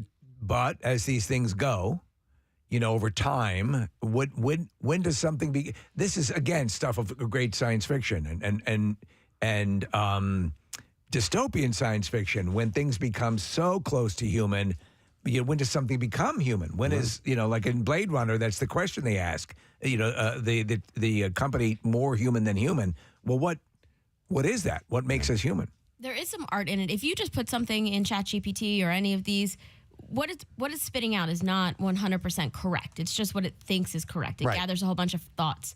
So if he's writing this and then he goes over it and edits it and changes things, not saying it is art, but I was describing it to somebody this week, and it's a perfect way if you were like starting a paper or a memo and you just are sitting looking at a blank screen with the cursor blinking. If you were to go to ChatGPT and just ask it to kind of help you get it started, it kind of goes from there. I know. Like a Trust me, kickoff. especially if I was a student right now, I'd be like, hallelujah. My question is Producer that has to write a lot of web stuff. Yeah, it's true. No, and for you, you use it as you see fit. I'm wondering whether there, and I think there are, whether professors will be equipped, or teachers or colleges will be equipped with a device that can scan these articles or these term papers or whatever for telltale AI writing. Steve, there was already a South Park episode about Yeah. it where all the boys were getting caught using it, and then they realized that the teachers were using it too. It's very, very obvious Right. If somebody hasn't scanned over it, and especially if you've seen anything that the student has written, and then you compare it to what the ChatGPT has spit out. No, exactly. It's Yeah. just plagiarism. So so speaking of which, like, so suppose you just use it the same way like somebody wrote your term paper. You used a term paper from somebody like the year prior, and you just go in and you change a couple You of make it sentences. your own. Yeah. But it's really helpful for like resumes or bios if you just have to get them started. Well, for me, because I'm the idea guy and I have all these stupid ideas for like movies and stuff like that, but I'll never write a script. What if I just floated my ideas into said Chat GPT thingy and then had it write it for me, and then I can go in and kind of fix what I wanted? I mean, then your computer comes writing up in a Bentley. Yeah.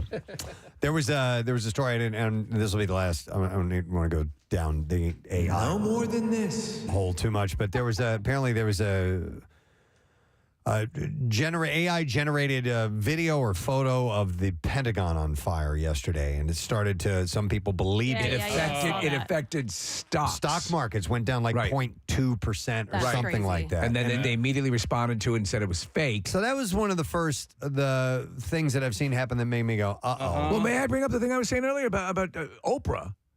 I think Oprah, in some way, there's an Oprah commercial, and I don't know if it's real. It seems to be deep faked for these weight loss gummies. And it looks like Oprah and it sounds like Oprah, but I'm not sure it's Oprah. It's not?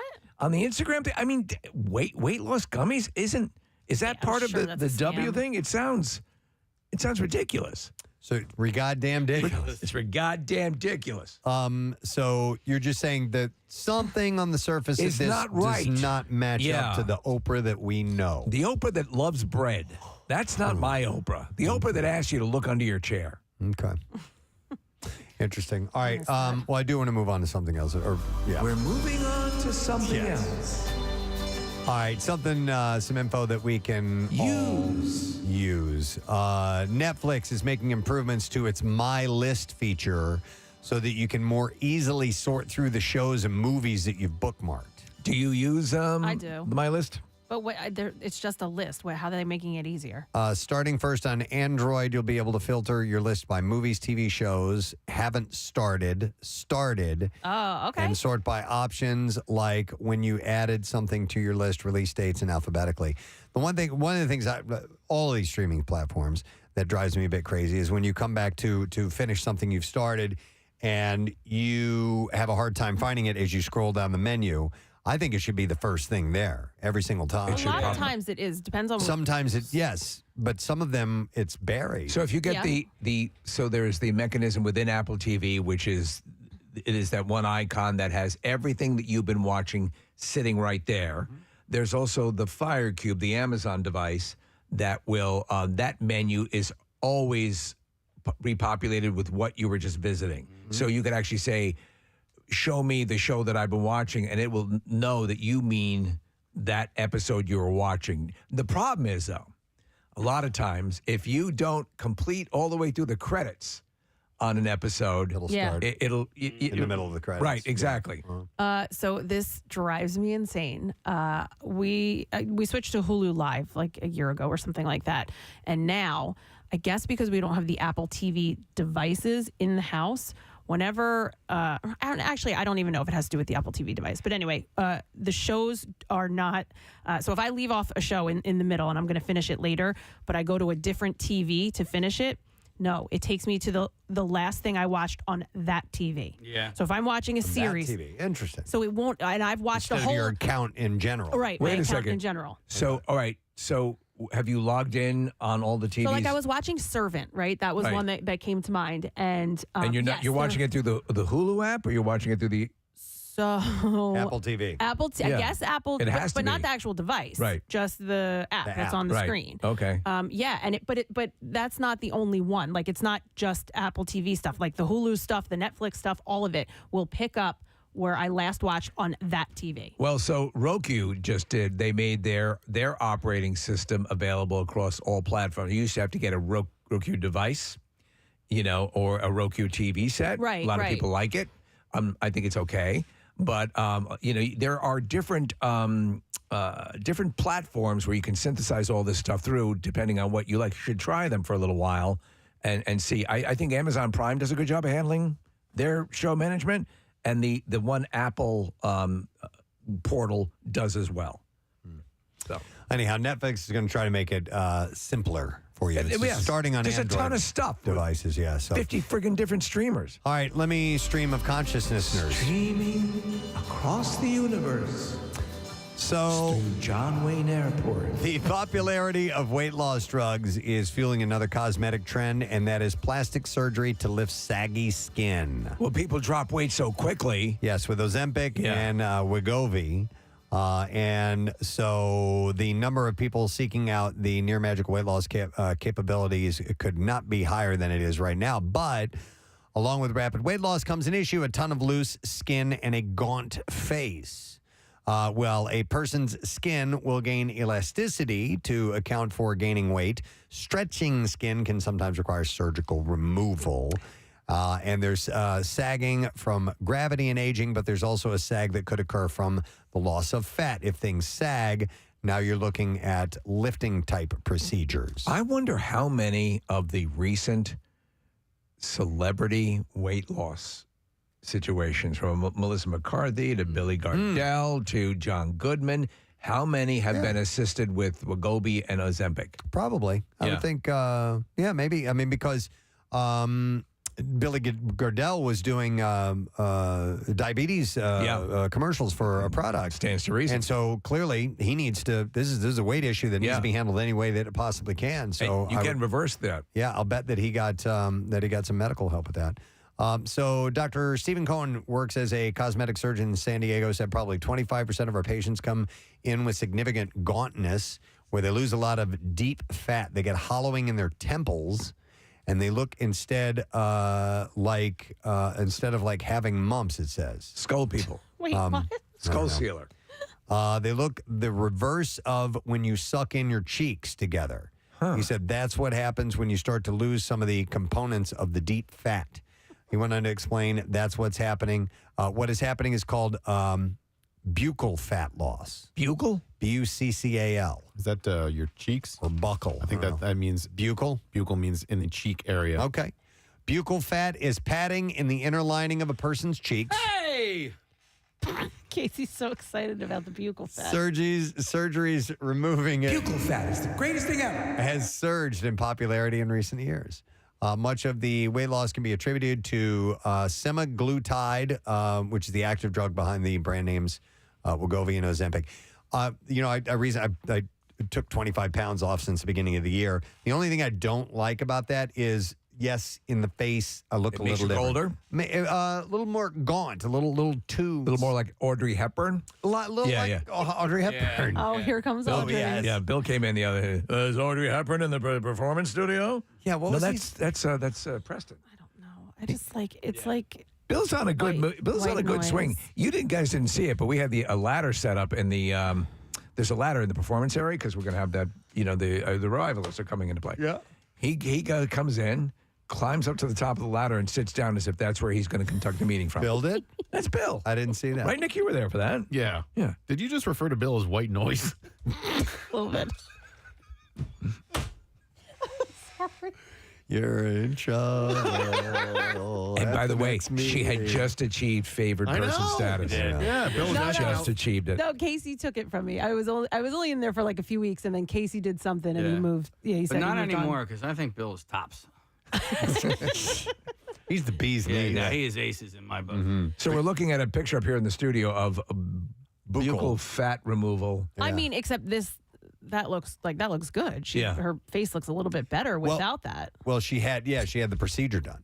Oh, okay, I see. But remember, we talked about the people who were taking these new weight loss drugs and how they're looking almost sickly because they're dropping the weight so Well, that's what quick. he's saying. They're not filling in. They look like they're hollowed out. It would help if they maybe, and I'm not saying this isn't the case for all these people, but if they worked out at the same time, it would help maybe cheek ups. Well, no, but it would help sort of displace, if you're adding muscle as you're losing fat. Right. Yeah, it does. And also more gradual allows your body to correctly adapt for it. To adapt to it. Yeah, That's yeah. why they're looking that way, because it's so quick. So they're most often performing body contouring procedures, including tummy tucks, arm lifts, and breast lifts, as they're sagging, from all this. So that's an uptick in that business because of the weight loss. So Saggy skin. All right, one more thing, and then we will wrap this up. Let's see. WhatsApp. You guys ever use WhatsApp? All the time. Yeah. All the time? I have a friend who lives in South America, and Okay. so that's how I communicate with her. They finally announced one of the most anticipated features today, message editing.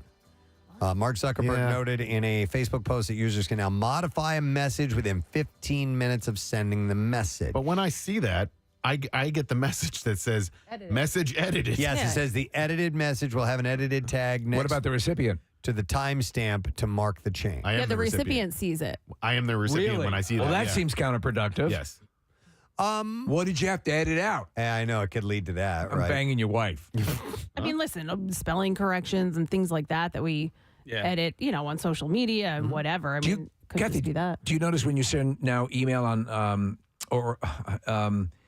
even a text, it will there's a bit of a delay before it actually goes through. Well, and also on the watch, it's it'll send, but not really. You can hit don't send and then it doesn't send. Right. So it says here it's buying you some time before you destroy your life. That it will have an edited tag next to it. However, the app won't maintain any correction history. Other users won't be able to see the previous versions of edited messages. You can just see that it was edited. Is there some sort of system preference that would allow you from blocking the recipient from seeing that it was edited? Probably not. You can edit text now, right? Yes. And does that say? Do you see the original text or no? It sends the recipient the edited version and the original so they can compare them. No, does it? No. No. So you just see that it's been edited then on text as well. Right. Yeah, because I don't even know how to use it. right? Yeah. You can edit your D-pics too, by the way. There's a special feature. Here's one that I got last night from my brother, and it says, obviously, is there anything, blah, blah, blah, and then he goes on, and then he writes, then I get a second text beneath that says, edited to, quote, obviously, if there's anything that I can do. So I got both texts.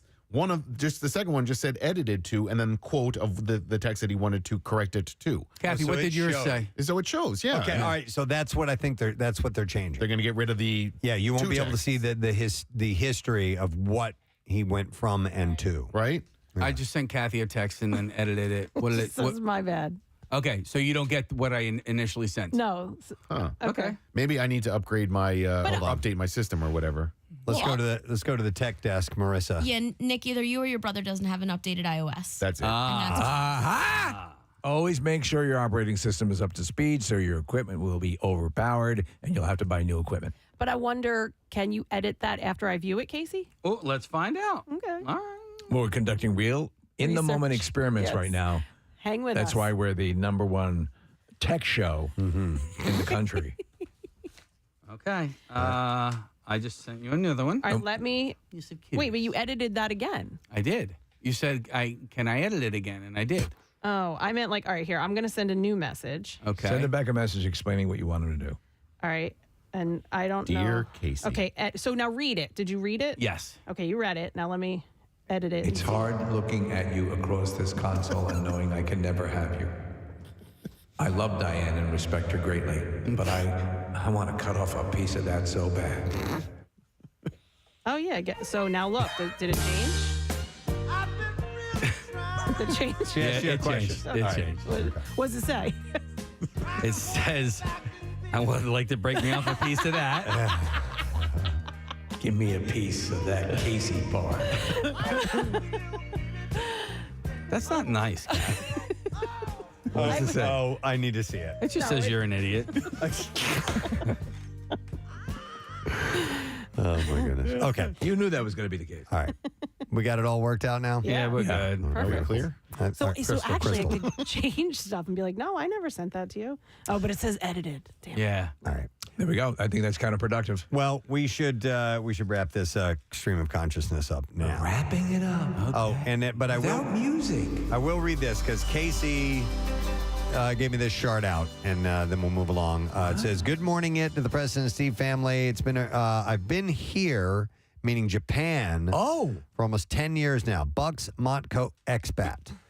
Me and the wife listen to the podcast all the time. Try to listen live when I can, but with the time difference, it's difficult sometimes. We were both children's English teachers for a long time, and have just recently went into a different direction. Plus, we're celebrating our kids' birthdays today.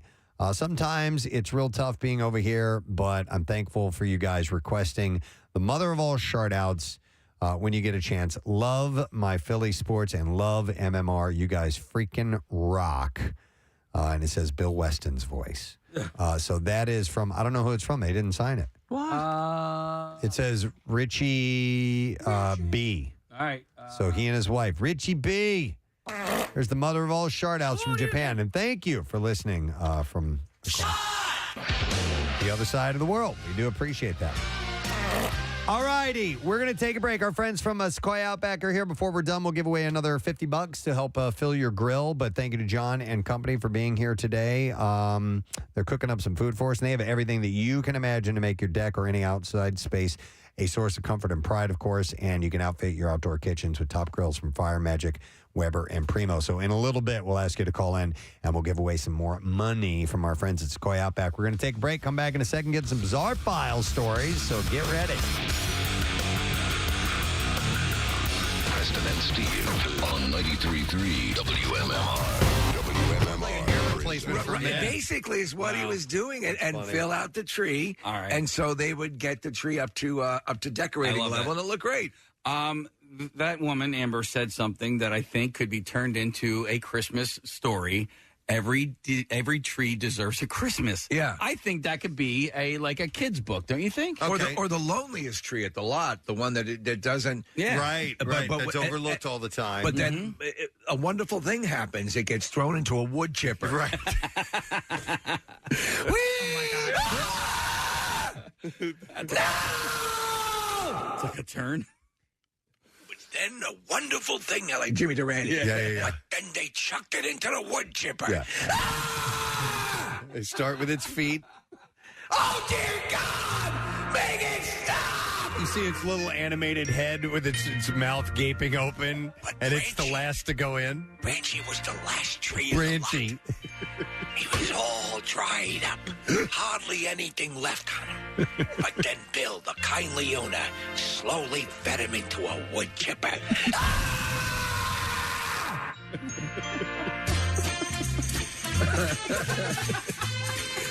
If someone has the animation capabilities to turn that last little segment into a animated short, I would greatly appreciate that, because I don't know about you guys, but I had a vision in my head of what that looked like.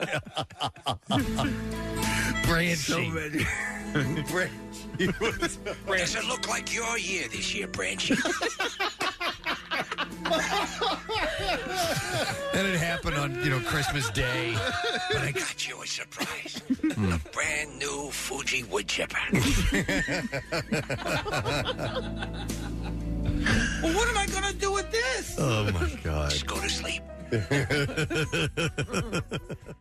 All right, so I have another. Would you guys?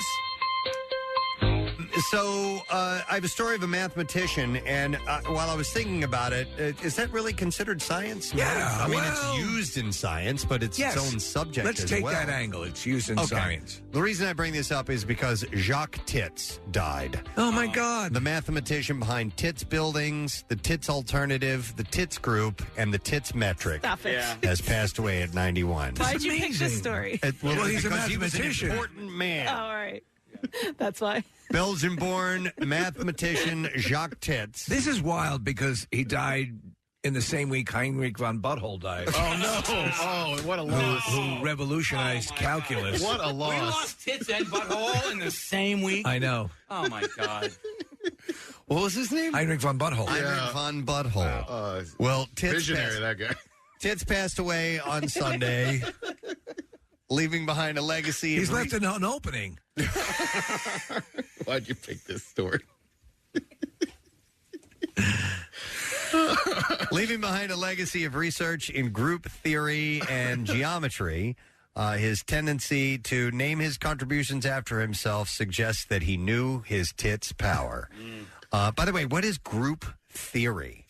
Because it sounds reminiscent of, well, no, that was Governing Dynamics, of the guy in Beautiful Mind. Oh, and I've forgotten his name. Let's call him Russell Crowe. Russell Crowe, you know.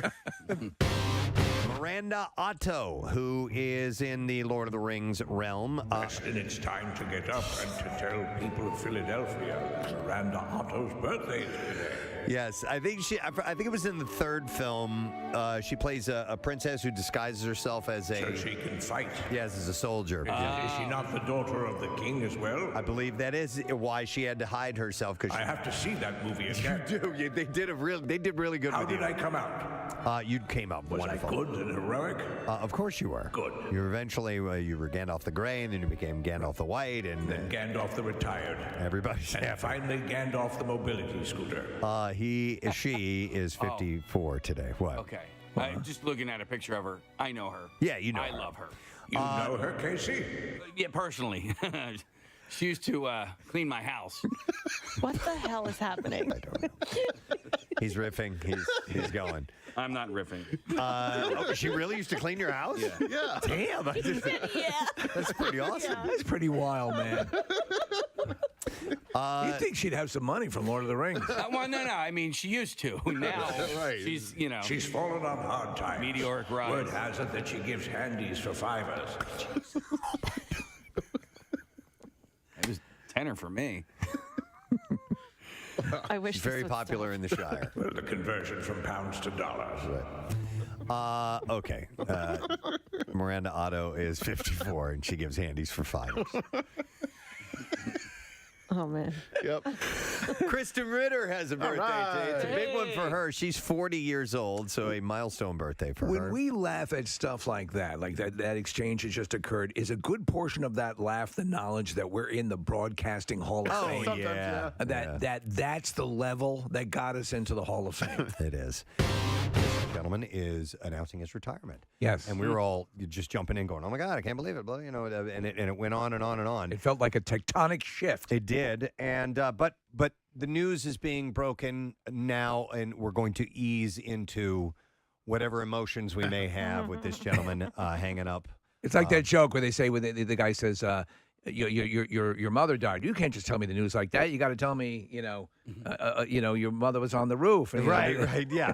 He's into you have this to a little parse bit. it out a bit. So he's easing into it, and we're sad to hear the news, but looking forward to seeing him for at least the next year. Yes.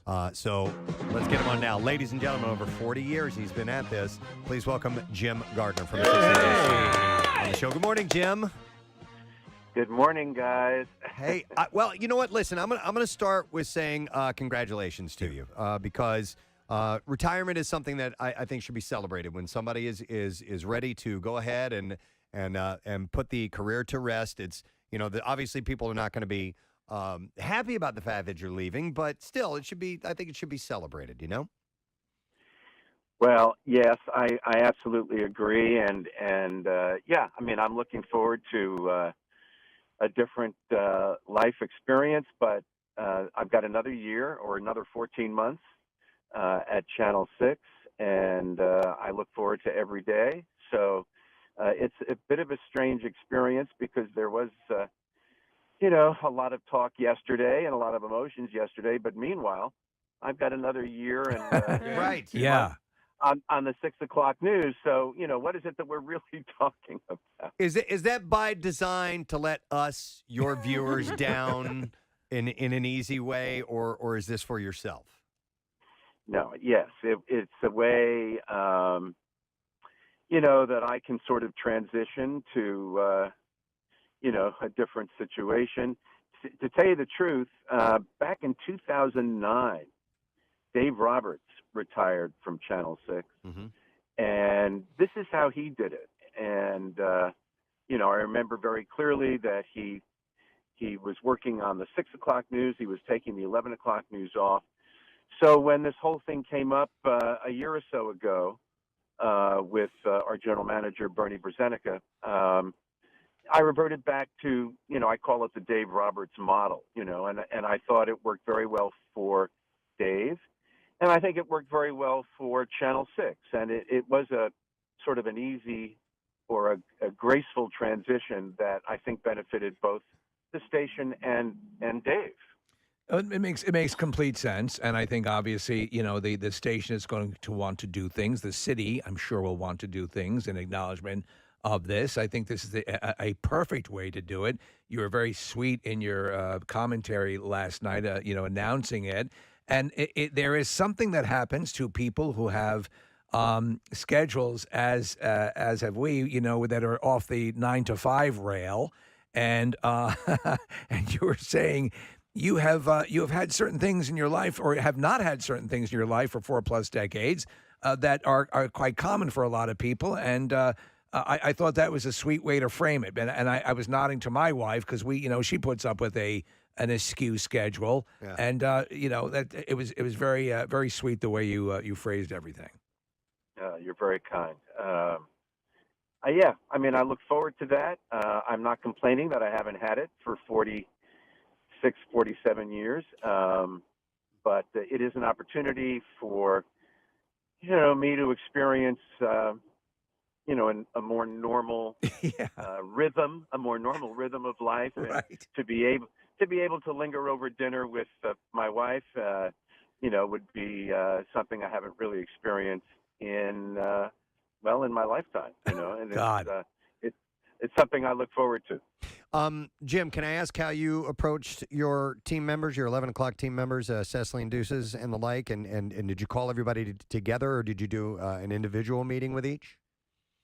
I didn't, although they've known about it for some time. Okay. We've had conversation about that, so it was no surprise to them. Okay.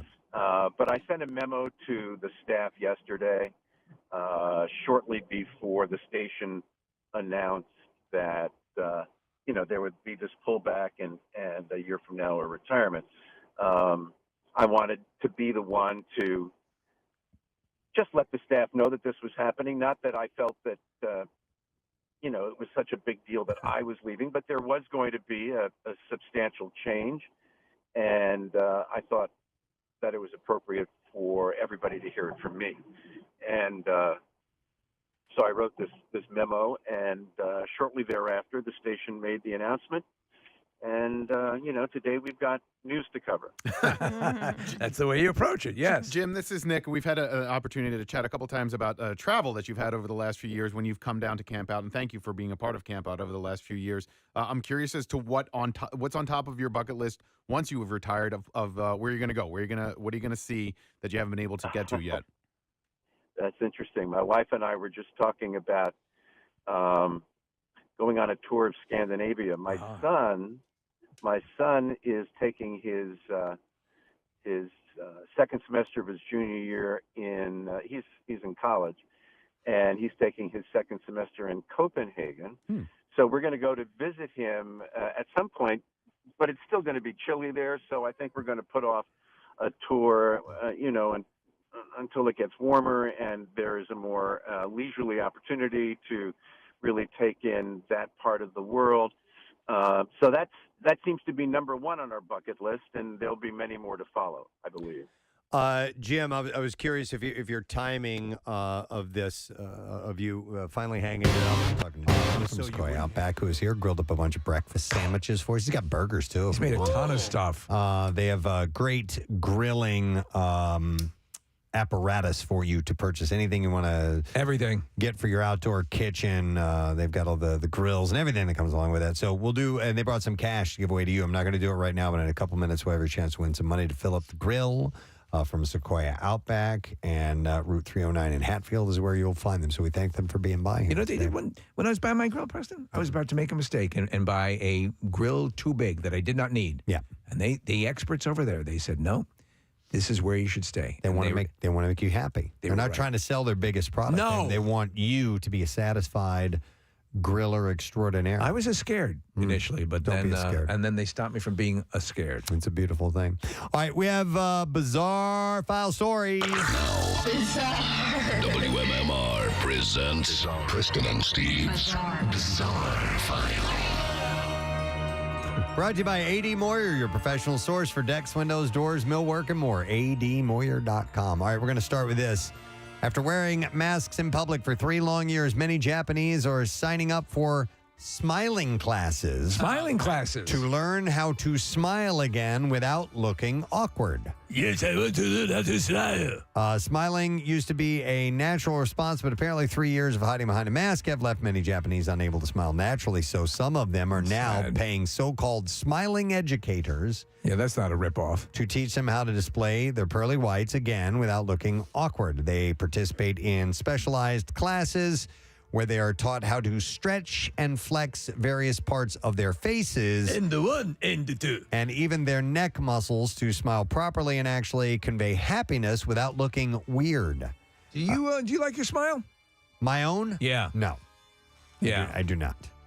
Do you like yours? I have a Bruce Willis kind of. I'm not a toothy smile. Some people smile all the way back to the gums, like the lips recede back just below the nose. Kathy has a big smile. Yeah. Big Tony Roberts smile. Sarah Parker has a big smile. I have a grin smile, like a grile. You don't show your teeth. You usually just. It seems weird. It seems like I'm a serial killer. You do this. I've never really cared for my smile. And it's funny. I can't do I have to do the big smile. I can't do what you guys do. To me, that's what I don't like. Okay. Like I look weird. And that's the only way I like that, Preston. You're smiling with your teeth exposed. I would call the cops. Right? Your regular smiles, I think, is different. Let me see your smile. Like I'm trying to do a small smile. I'm smiling. No, no. No. I would hold a pillow over your face. You look like you may have smelled something and are being polite to not say anything. No, to it smells anyone. great. Yeah. Do you think the baby needs changing? Hey, Kath, do it again, and because I want this to be your new profile photo. Oh God. No. It's messed up. I don't know how. Marissa has a big smile course she too. does. Yeah, it works for her. Yeah. So anyhow, a woman named Kiko Kawano, a radio personality turned entrepreneur, said that she's taught smiling classes to around 4,000 people so far and has also helped train around 700 certified smile specialists since she started her work in 2017. Does she also teach frowns? But demand for her services skyrocketed recently, with people starting to give up the surgical masks. Smiling instructors claim that exercising one smile is just like training other parts of the body. It's all about the muscles, so exercising the expressive facial muscles is an important thing. Come on, it's like fart school. Casey is clearly the professor. Yeah. Professor Emeritus. Yeah. But apparently, instructional smiling classes have been a part of Japanese culture for several decades because of the people's notorious difficulty to convey their feelings through facial expressions. But they once again risen in popularity after the pandemic restrictions were lifted. Airlines will usually be happy to sell you. Welcome to John Wayne Airport. We'll be happy to sell you more than one seat for your trip, although they really don't advertise it. But one woman with 3 seats to herself felt that wasn't quite enough and decided to build a fort while she was on a plane. That sounds cool. It's a video that I saw. She turned her row and coach into a business class suite with walls using plastic wrap. She even gave herself a roof while passengers across the aisle from her filmed the pre-departure construction project. Was this for perceived hygiene, or was she a germaphobe, or just insane? Either she's nutty or she was doing it to get a reaction. Okay. And for social media. Yeah, something like that. The whole thing began to look like a giant spider web, and then she covered her face in plastic wrap, which is generally inadvisable because you can't breathe, but it turns out she was just using her face to hold out stretched pieces of plastic wrap until she tore it off of the sheet so she could use it for pieces of a roof. A crew member finally came over and started to tear down the house, letting her know that this isn't permitted. He threatened to have her detained while she yelled for help. The flight attendant is correct because the plastic wrap could be an obstruction in the event of an emergency. Of course, yeah. Apparently, they managed to take it down and I guess get her off the plane. But the video wraps up before we find out exactly what happened. But they tossed her off the plane. They did? Wow. Okay. There was an issue. Yeah, I would think so. All right, police in Rhode Island released body cam footage that shows the arrest of a Cranston City Council member who authorities said was passed out behind the wheel of a car while holding a glass pipe. Matthew Riley on Thursday resigned from his position. Responding to a 911 call, police found Riley passed out in his car on Monday. They said they found drugs in there too. And the footage, which police released earlier this week, Riley jolts awake after a few shakes from an officer. I'm a drug addict. The officer says, you were literally choking in your sleep. Someone was flagging me down a bit. And Riley says, I have sleep apnea. I'm sorry. So and then the officer says, well, you have a crack pipe in your hands. Riley asks him if he's going to be arrested, and the officer continues to question him. Oh, the look on this dude's face. And the officer said, are there any drugs in your car? Riley said, no, nothing. And it was an apparent lie. According to the police report, officers said they found crack laced with fentanyl along with other drug paraphernalia while searching his car. I'll say this is the very natty dress for this guy. He's a council member. Yeah, He's a city council member. For a crack addict. He was. Riley says it was a relapse, just went through a really bad divorce recently. Cranston Mayor Ken Hopkins said that he's known Riley since the now former councilman was a child. I knew him when he was a pothead. Hopkins, who said Riley has brought up his struggles with addiction during past council meetings, added that his office has accepted Riley's resignation. All right, and then finally, all right, this is a terrible one to end on, but I need to get to it today because I actually got it. I found it a couple of days ago. A man died on Thursday night after he was hit by a vehicle while he was trying to help a family of ducks cross a roadway. I saw this story. It's so sad. The crash happened just after 8 p.m. Police said the driver, a 17-year-old girl, stayed at the scene and was cooperating. A 12-year-old witness said the man had stepped out of the vehicle to help a family of ducks out of the path of the traffic. William was his name. He said he got out of the car, he was shooing the ducks, and everyone was clapping because he was being really nice.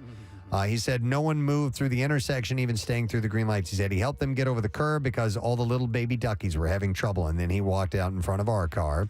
After the ducks were saved, others in the area applauded him. Yay! And the kid said, my mom rolled down the window and said, good job. And I said, good job to him, too. And then right after that, my the God. second after that, the car hit him. Oh, my God. In front of a 12-year-old kid. That's awful. I mean, he's helping. You got baby ducks and 12-year-old kids in this story. Williams said the car seemed to come out of nowhere. He said, I didn't see the car actually hit him. All I remember is the sound of him flying across the intersection. He said his shoes and one of his socks were right here in front of our car. Oh, my gosh. Friggin' horrible. Police are investigating the cause of the fatality. The driver has not been ticketed or arrested. So, oh, man. That's awful. Those ducklings have to live with that. And that is the last story I have in the Bizarre File for you. All right, now I can give away that cash from Sequoia Outback. Yay! With that, we'll take caller number 16 at 215-263. WMMR going to give you $50. I want to thank John from Sequoia and Company for being here, grilling us breakfast this morning outside here at One Bala Plaza. Yeah.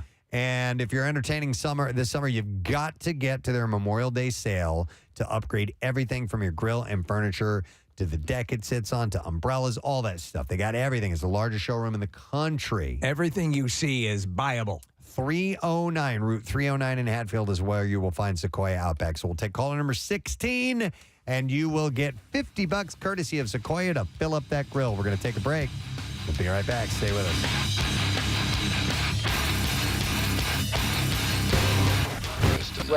It's funny you say that because this was supposed to end a number of years ago, actually, and there were two extensions. I asked Bernie if it would be all right if I could extend a couple of times, and not the last time, but the time before that was so that I could be here for the last election cycle. And I wanted to very much be present during the Trump phenomenon. I just thought it was an extraordinarily compelling political story, and I am something of a politics nerd. And, you know, you can say what you want about your personal feelings or your political preferences, but from a journalistic standpoint, obviously the whole Trump era, and who knows if it's over or not, has been just extraordinarily compelling, and I wanted to take part in that. Okay. And then the second extension was, you know, in the formative stages of the pandemic, and I just felt very strongly that I wanted to be here for that story. It was and continues to be a unique story that really covers every facet of, our human endeavor. It's on one level, it's very personal. On another level, it's very societal. We go from a story of people's fears and anxieties, fears about their own health, and whether they're going to, escape the fate of hundreds of thousands of their countrymen. And on the other hand, it's, an extraordinary public health story. It's a story where people are hoping that this economic crisis doesn't affect them. People have lost their jobs. People have, suffered real economic dislocation. On the other hand, it is an extraordinary economic story on a national and worldwide level. So, there's so many different aspects to it that really touch all of our lives, and I just wanted to be here for that. And, the story continues to unfold. There's a scene in the great the Patty Chayefsky movie Network where the William Holden is talking about his plans, and he goes he's gonna I'm gonna write a book. He goes, everybody writes a book. But I honestly would say I would love to read a book about your life. Yeah. If you if that's in the works. You talk about being a political junkie. I am as well, and I'd love to get some insight over your many decades dealing with everything as it has progressed. Well, you may have to wait a while. That's okay. That's good. okay. Yeah. Just include a lot of pictures because I'm not very smart. Yeah, it's funny. I had a very, very nice email from Bob Iger, who's the former CEO of the Disney company. He's still, I think, chairman of the board, and he was very, very generous with some of the things he said. But I recall talking to him at a Disney dinner in New York, and it was shortly after wrote his book, which was very, very good and very informative, and I really enjoyed writing it. But I had the occasion to say, "Hey, I read your book." He said, "Here's some advice, Jim. Never write a book." He said it was easily one of the most difficult and arduous tasks of my life, and my advice to you would be, don't do it. Okay. So, Well, we don't want to cause undue stress. If it's something that floats your boat later on, yes, so you would definitely. I would definitely purchase a copy. That's all I'm saying. I also want to say, and we were talking about this earlier, is that listen, the same way we have Pierre Robert here at the station, who is an icon in rock radio, and his 40th year is this month. And we were saying you are. There is, having lived in different markets, there is none smoother than you and more competent on the air. I mean, you're the best I've ever seen. The best we've ever seen. Yeah, so, and he's the standard that I hold everybody else up to. So Right. whenever I travel to another city and I'm in that hotel and I turn on the local newscast, I'm like, not Jim Gardner. ain't happening. Nope. Yeah. So does that create an extra onus and weight on you as you depart, or is it how do you? Or, I assume you're not walking around with the "I'm number one" T-shirt on and all that stuff. So how do you process all this? It's. I have always thought that 85-90% of my job takes place in the newsroom, not in the studio, and I've always felt very strongly about that. I think probably there are some people in this business who see it the other way around, where they identify most of their their work and what they're being paid for is the actual newscast. Yeah. And that may well be. I've just never identified things that way. I work very closely with producers, and I'm very, very engaged. Some would say too engaged in the evolution of every newscast. And so what happens in the studio is almost like putting a period at the end of a task that that, to me, takes place elsewhere. I have never thought that I was, and I'm not, being falsely humble. I've never thought that I was particularly skilled as an on-air anchor person. I've never spent much time trying to cultivate, a presence, a personality. I just read the news. Yeah. And maybe that serves me well. I don't know, but I've often, or most often, thought that my work in the studio was left a lot to be desired, and certainly wasn't as developed as my work in the newsroom. So, if you guys think that I've done a good job in that part of my job, then I'm grateful, but I've never seen it that way. Right. Oh, I absolutely, and I think part of what it is, I absolutely think that, but I think it's your delivery and the comfort that you give to your viewers. Whatever, is happening in this world and whatever your, information that you're imparting to us, it's you deliver it in a way that makes us feel comfortable and that it's going to be okay. I mean, at least that's what I experienced when I watched Jim. I appreciate that. That's terrific, and I'm glad that you feel that way. It's never my intention to make a news story more comforting than it deserves to be. Unfortunately, or whatever, the reality is that we're talking in the news business mostly about difficult subjects. Yes. And yes. Oftentimes, unpleasant stories.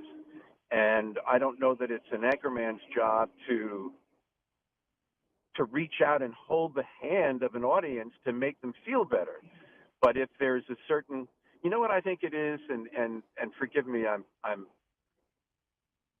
perhaps making conclusions here that I have no right to make. But I think if an anchor person has a sense of empathy, in addition to, being a reasonably smart man or woman and having good writing skills and being ultimately, curious.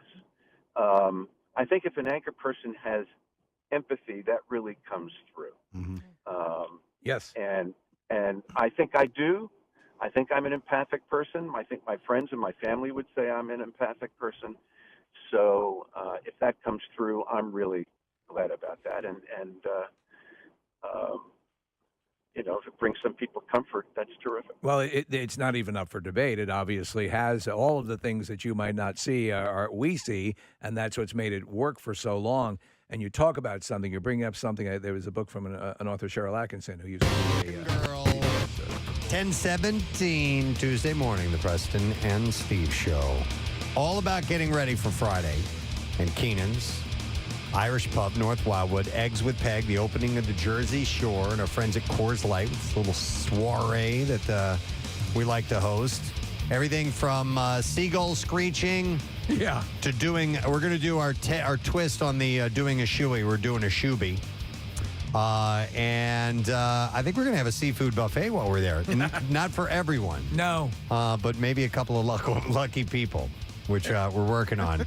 And money to give away, all kinds of stuff, man, and loads of Coors Light. And we'll crack those open at 7 a.m. when the bar opens. So. Yes. Would you call it fine dining on Friday morning, Preston? It may be. Yes. Yeah. Well, it's the Little Mermaid's opening up. So. Yeah.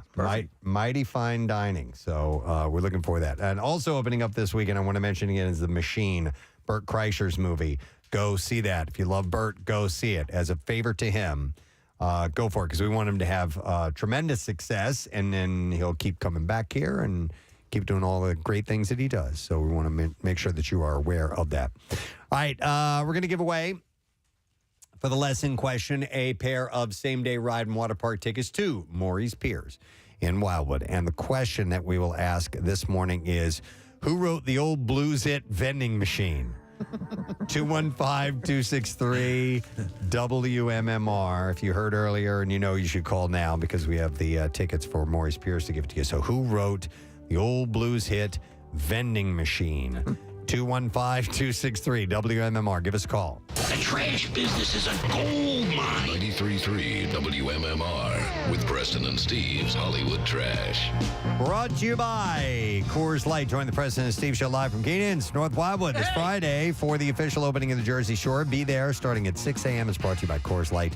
Made to chill down the shore. What's up this morning, Steve? Well, Anna Nicole Smith reportedly deeply regretted passing on the role Cameron Diaz played in The Mask at the advice of her then agent.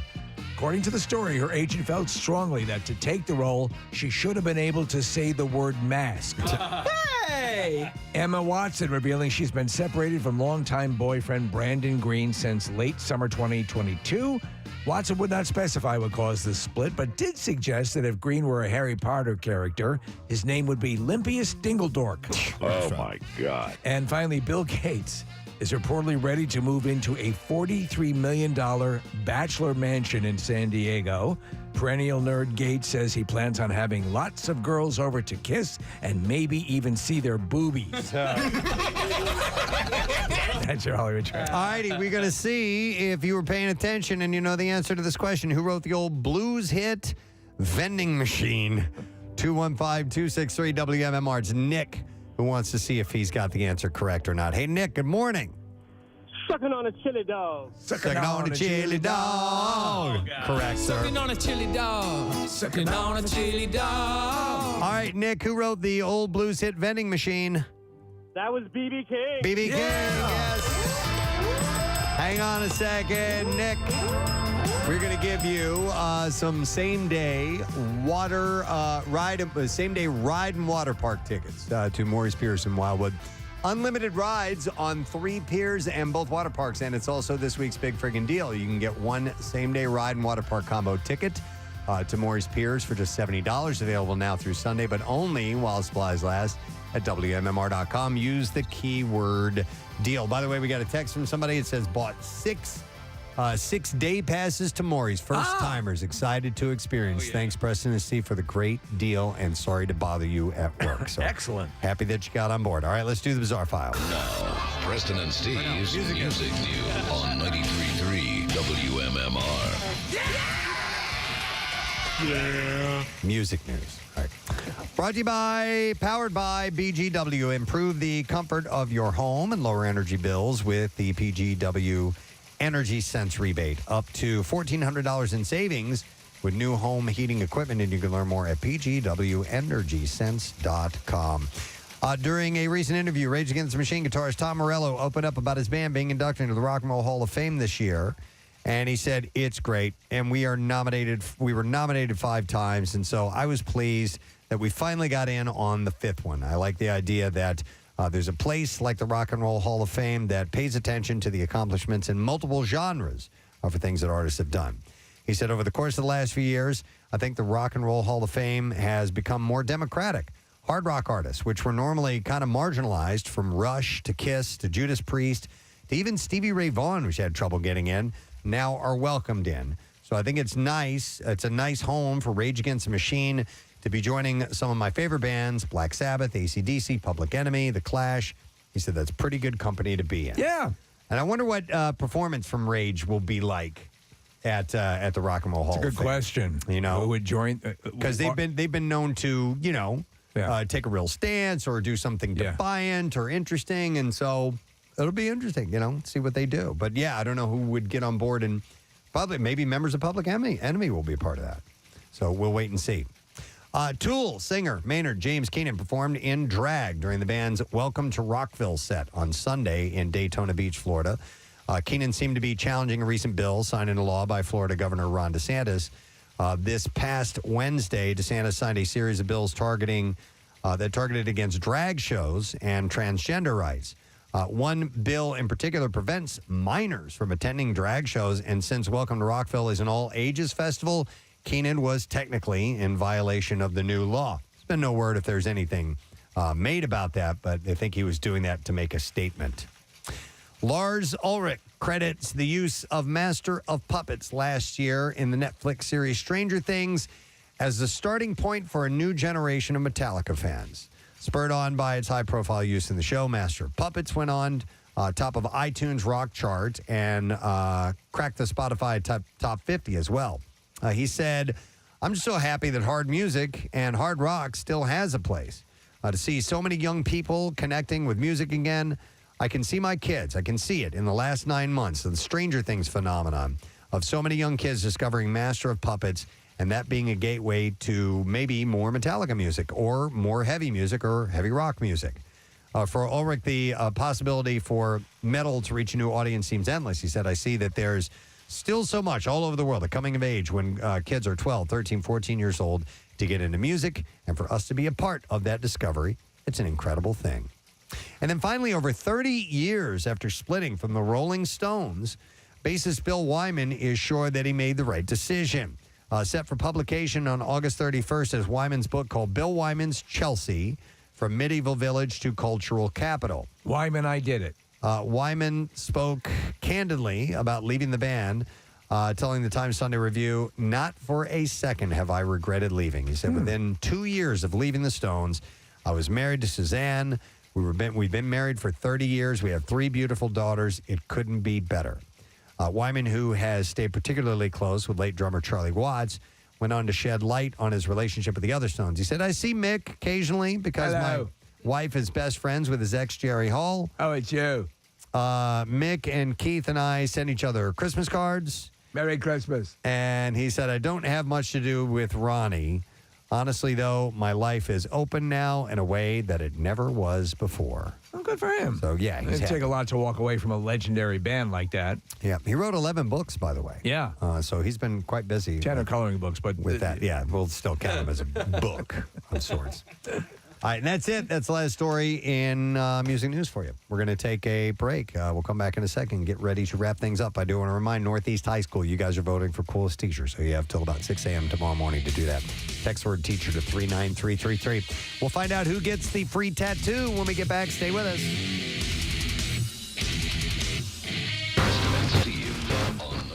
The sort of inclination now to make the news giver the news and the star and personalities is not what people really want. It might be here's a gimmick, but she recounted a story of, I forget what station she was at, and the lead anchor, his wife had twins, and the news director said, "If I hear anything about this on the air, I will go out of my mind. We're not the story. The news is the story." And I think your reticence to as you said, not over to be a Pollyanna with the news, but also not to falsely terrify the viewers is what served you so well, and it's why you are so revered in this industry. I really don't know what to say about that. I know we're throwing a lot of compliments at you, Jim, but yeah. Yeah, when you use words like revered and stuff like that, it's, it makes me feel kind of awkward. I got you. Well, you're going to have to deal with it. Don't worry, I'll make you feel even more. You got awkward, a Jim. year of it.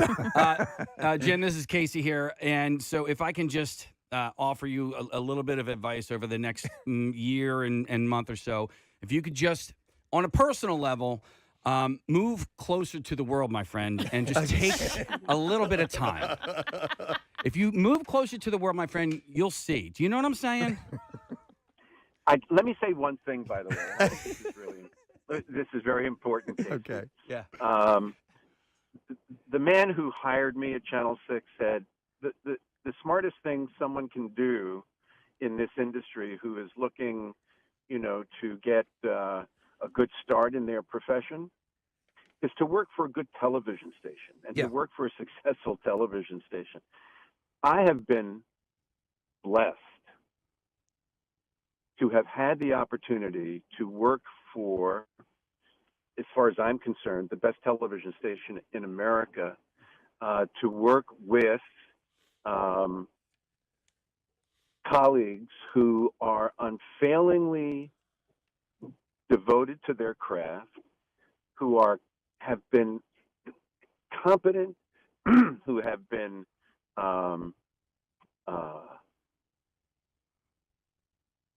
insistent on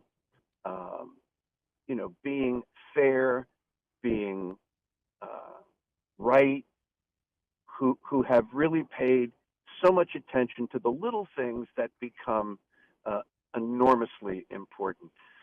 they have made me much better, seem much better than I am over the years. I have been the luckiest guy in this industry. People, focus on the man or woman who is sitting at the anchor desk reading the news, and the fact is that our most important job is to represent the hundreds of people whose work and toil and devotion go into every newscast. I've had, even right now, my 6 o'clock producer, Jamie Shore, my 11 o'clock producer, Laura Mamarella, our executive producers, Matt Dennis, people like this who the public never gets to know. They're brilliant. They are, they're devoted. They are devoted not just to the task, but to the industry and to the constant effort to make Channel 6 not just a good news station, but a good member of this community, a good citizen. And we're very proud of that. And I am not just proud of my work, and I am, but I am proud to have been a member of an effort on the part of hundreds of people over the course of the decades. And I've heard from a lot of these my former colleagues over the last 24 hours. It has been great to touch base with people whom I haven't talked to or had communications with for a number of years, and it just brings to my mind that if a television station is successful, it's because it has had great leadership over the course of time, and it has had people of great character and people of great motivation, in addition to the fact that they're really good at their jobs. And, I've been the beneficiary of all of that. And I'm sure they would say the same of the you. luckiest guy. Yeah. I'm the luckiest guy in this business. I really am. I feel that way, and it's absolutely true. Well, we can relate. I'm sorry to jump No, in. no, Steve, absolutely. Go ahead. But as you were describing that about 6 ABC, WPVI, that's how we feel about WMMR. It's Yes. the same thing. It's a wonderful environment and a blessing to be able to say that. You guys would understand Yeah. better than anyone else I could be talking to. Absolutely. You know what, Jim? I'll say this, and I look forward to that in your time after the news desk, where I can finally see you at a Sixers game being ejected for overly razzing the opposing team.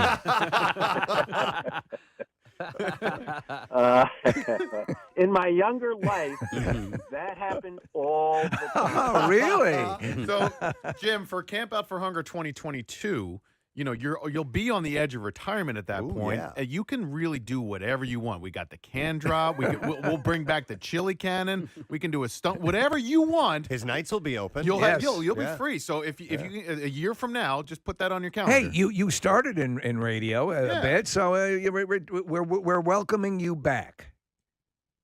Hey, I was the guy who, set fire to my colleague's newscast, while he was reading it on the radio. I'm sure all of you guys have had that experience. And that was the 24-year-old Jim Gordon. We love that. Jim, I know that you are a huge Sixers fan. Have you had the opportunity to ring the bell before a game yet? They asked me to do it last year, and it was much fun. And apparently, this whole situation over the last day or so has prompted them to think that maybe it would be a good idea to do it again. Hell, I'd put you on the team. I'm looking forward to it. It was so much fun, and if it happens again this year, that'll be great. Excellent. Probably going to be a done deal on that one. Well, Jim, we hated to hear the news, but we are happy for you, and we're happy the way that you're choosing to do this. So we get a year to spend and mull this over. So I'm sure we'll have another conversation with you down the road a bit as we get closer and reminiscing a little bit more. But we just wanted to say thank you and also say congratulations to you, and we just appreciate you so much. So thanks for coming on this morning. You guys are great. Thanks for having me, and we'll see you for Camp Out, right? You got it. Absolutely. Excellent. All right, thank you. Jim Gardner, everyone. There you go. something else, man. Impossible Foods is now bringing more to the table. This time it's plant-based chicken nuggets. I've had them. Oh, wait, you have? Because so have I, and they were the most disgusting things I've ever eaten in my life. Well, then I've had different. So Hip City Veg has the best chicken nuggets I've ever tasted, and there's no chicken. Okay, so this was sort of like, it looked like it was dark meat, but it wasn't meat. It was plant-based, Yeah. and it had like a breading around it. It looked really good, and I was like, oh, I'll try this. Right. Not I good. was like, what is this? What is this texture? What am I eating? So they use plant or seitan. not? I guess it is seitan, right? The often used for chicken substitute. Yeah. Okay. Yes, and the Satan actually cooks them. Wait till you try this. But they're Casey. They're excellent. We actually put them out at a party. Yeah. And people had no idea. So we have a vegetarian living in my house. My oldest is now a vegetarian, more pescatarian, but we have a lot of Impossible meat in our house now. Right. And we do the Impossible ground beef a lot, and it's damn good. You know, I love it. Yeah, my wife will make. And Preston's right in the. It's not exactly. But the taste I like. Yeah, I it's like good. the Impossible taste. Yeah, it doesn't necessarily taste exactly like beef or pork or whatever it is they're trying to simulate, but whatever it tastes like tastes good to me. Yeah, and when you're making things like nachos, like my wife will make nachos for the household, and she'll crumple up the Impossible burger meat or whatever on there.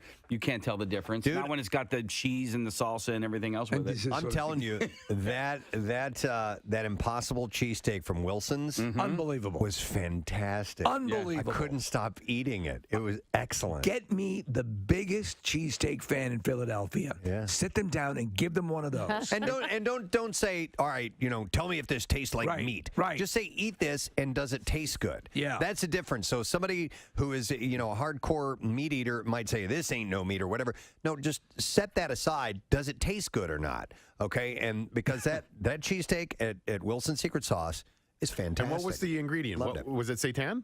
No, I don't know. Oh, okay. I think know. he uses beyond impossible. It's 10:36 on a Tuesday morning. Our program is coming to a close, and on a beautiful day, too. A high of 74 degrees and partly to mostly cloudy skies here and there. We'll see some peaks of sun. But tomorrow is fantastic. It's 81 degrees and sunshine. Oh, I love it. Yep. And then Thursday, 72 and partly cloudy. And then Friday, we're going to be topping out about 73, partly cloudy skies. Then shorecast, we're looking at low to mid 60s and clouds, but no big downpours or anything like that. So excellent. That's wonderful because earlier or late last week, it was looking like, 70% chance of rain, and it no longer looks like it's going to be that way. So that can change, too. It's for the better. Yeah, it could be awesome. Who knows? I would like to thank Maggie, who came on this morning. Maggie is a teenager who got bit by a shark in Stone Harbor, and she told us the story. She's okay. She only had Oh, my God. 6 stitches or something like that. There you go. All right. There's a few things going on here in the background. Trying to get my S together. All right. How's that going for you? Not so good. All right, so we thank Maggie and we thank Sequoia Outback, our buddy John and company for coming by today. Their Memorial Day sale going on right now. 2420 Bethlehem Pike in Hatfield, Route 309 in Hatfield. You can't miss them. It's huge. You can go to decksupplies.com to get the information. But if you need outdoor stuff, they've got it all. You're not going to find a better place. Everything. So we thank them for coming by this morning, too. And we have to get a winner for Tattoosday. So why don't we do that right now? Our Tattoosday recipient, a $350 gift certificate for Floating World Tattoo and Piercing, is John O'Donnell from Marlton, New Jersey. And he gets to choose a Preston and Steve themed tattoo to have forever. And you can go to check out artwork samples of our friends at Floating World by going to floatingworldtattoos.com or search for them on Instagram, or you can just swing by 1729 South Street for Floating World Tattoo and Piercing. Now, on to the man who's got it all together. Thank you. Pierre Robert. I bought Kathy for Christmas a swim with the sharks certificate. You can go. You go into these cages and you go down, and yeah, sure. they come up to you and you can pet them. They're real friendly. Does the aquarium still do the? Yeah, I believe so. Yeah. I did it a couple times. You did? Yeah, like 3 times actually. I think. I mean, can you go up and touch them? No, they don't. Okay. They don't let you touch them. But they swim right by you. It's pretty Really? cool. Yeah. Why don't they eat you? They're fed. They're fed well. Yes. Okay. So sharks will only bite you if they're defensive mode, if they're agitated, or if they're hungry, and so they make sure they're not hungry, and then you just don't touch them so they don't get mad. Wow. Yeah. Cool. Very cool. All right. Yeah. Letter of the day. Yeah. All right. Let me hang on. Aight. This thing right here, and then there we go. Preston and Steve on 93.3 WMMR. Now, the Daily Letter. All right, the Preston and Steve Show is brought to you today by the letter I, as in internets. All right, I. And we have the travel table. That is from Shift Outdoors. It is a portable umbrella table that is super lightweight, carries like a backpack, and the table and umbrella easily set up in just a few minutes, and the anchor mat will keep it set up safely, even in those gusty ocean breezes. You can check it out at shftoutdoors.com. Free shipping on purchase over $100. We're probably going to be giving one of those away while we are at Keenan's. It's a pretty awesome thing for you to have It at is the cool. beach. Yeah, it's very well designed. Super duper sturdy, which is great. Is it a table and an umbrella combined? Yes. Yeah. Yes, exactly. So you're like, how the hell do they do that? And how do you lug it to the beach? folds up. It folds up into a bag. Wow. Yeah. It's all like a nylon type material, but it's really, really sturdy. So one of the potential hazards of having an umbrella on the beach is you get a gust of wind and the umbrella Correct. flies away and then hurts somebody. Yeah. This cannot happen with this device, right? Because it has a base that you weight down with sand, Okay. and it ain't going anywhere. Got it. Yeah. Does it come with a chaise lounge? No, but they do sell like Tommy Bahama chairs and these bungee Wow. chairs and stuff like that at the same website, though. Does it come with an attendant to bring you drinks with a little umbrella in it? Your No. manservant? Yeah. Yeah. You got I to don't know. supply that yourself. All right, just checking. Yeah. It sounds like BYOS. a lovely bring your own servant. Yeah. That's how this thing works. It's a lovely thing. Yeah, so we'll give one of those on. We'll give one away here on Friday, and we'll be there giving one away There. in the actual venue, but we're also giving away the one on the air for the Word of the Week prize. Cool. What's up on your show today, man? We've got Dave Matthews tickets. This is fun this week. I've got tickets for the Friday night show. Brent has tickets for the Saturday night show coming to Camden this summer. And we'll have those all this week. Workforce blocks include Pretty Reckless and Van Halen and the lovely Joan Jett, and it's Double Shot Tuesday. It's going to be a great day. And I would like to thank our sponsor, Preston and Steve Show, brought to you today by Duncan. The Preston and Steve Show runs on Duncan tomorrow on a Wednesday. Fox Good Day. We'll do a little TV time. We have Secret Text Word. And we're also going to have celebrity designer and TV host Nate Berkus. Yes. Visiting us as well. Nate Berkus. We've had him on before. Those things and more tomorrow. That's it. We're done. Rage on. Have a great day. And we'll see you tomorrow, friend. Bye-bye.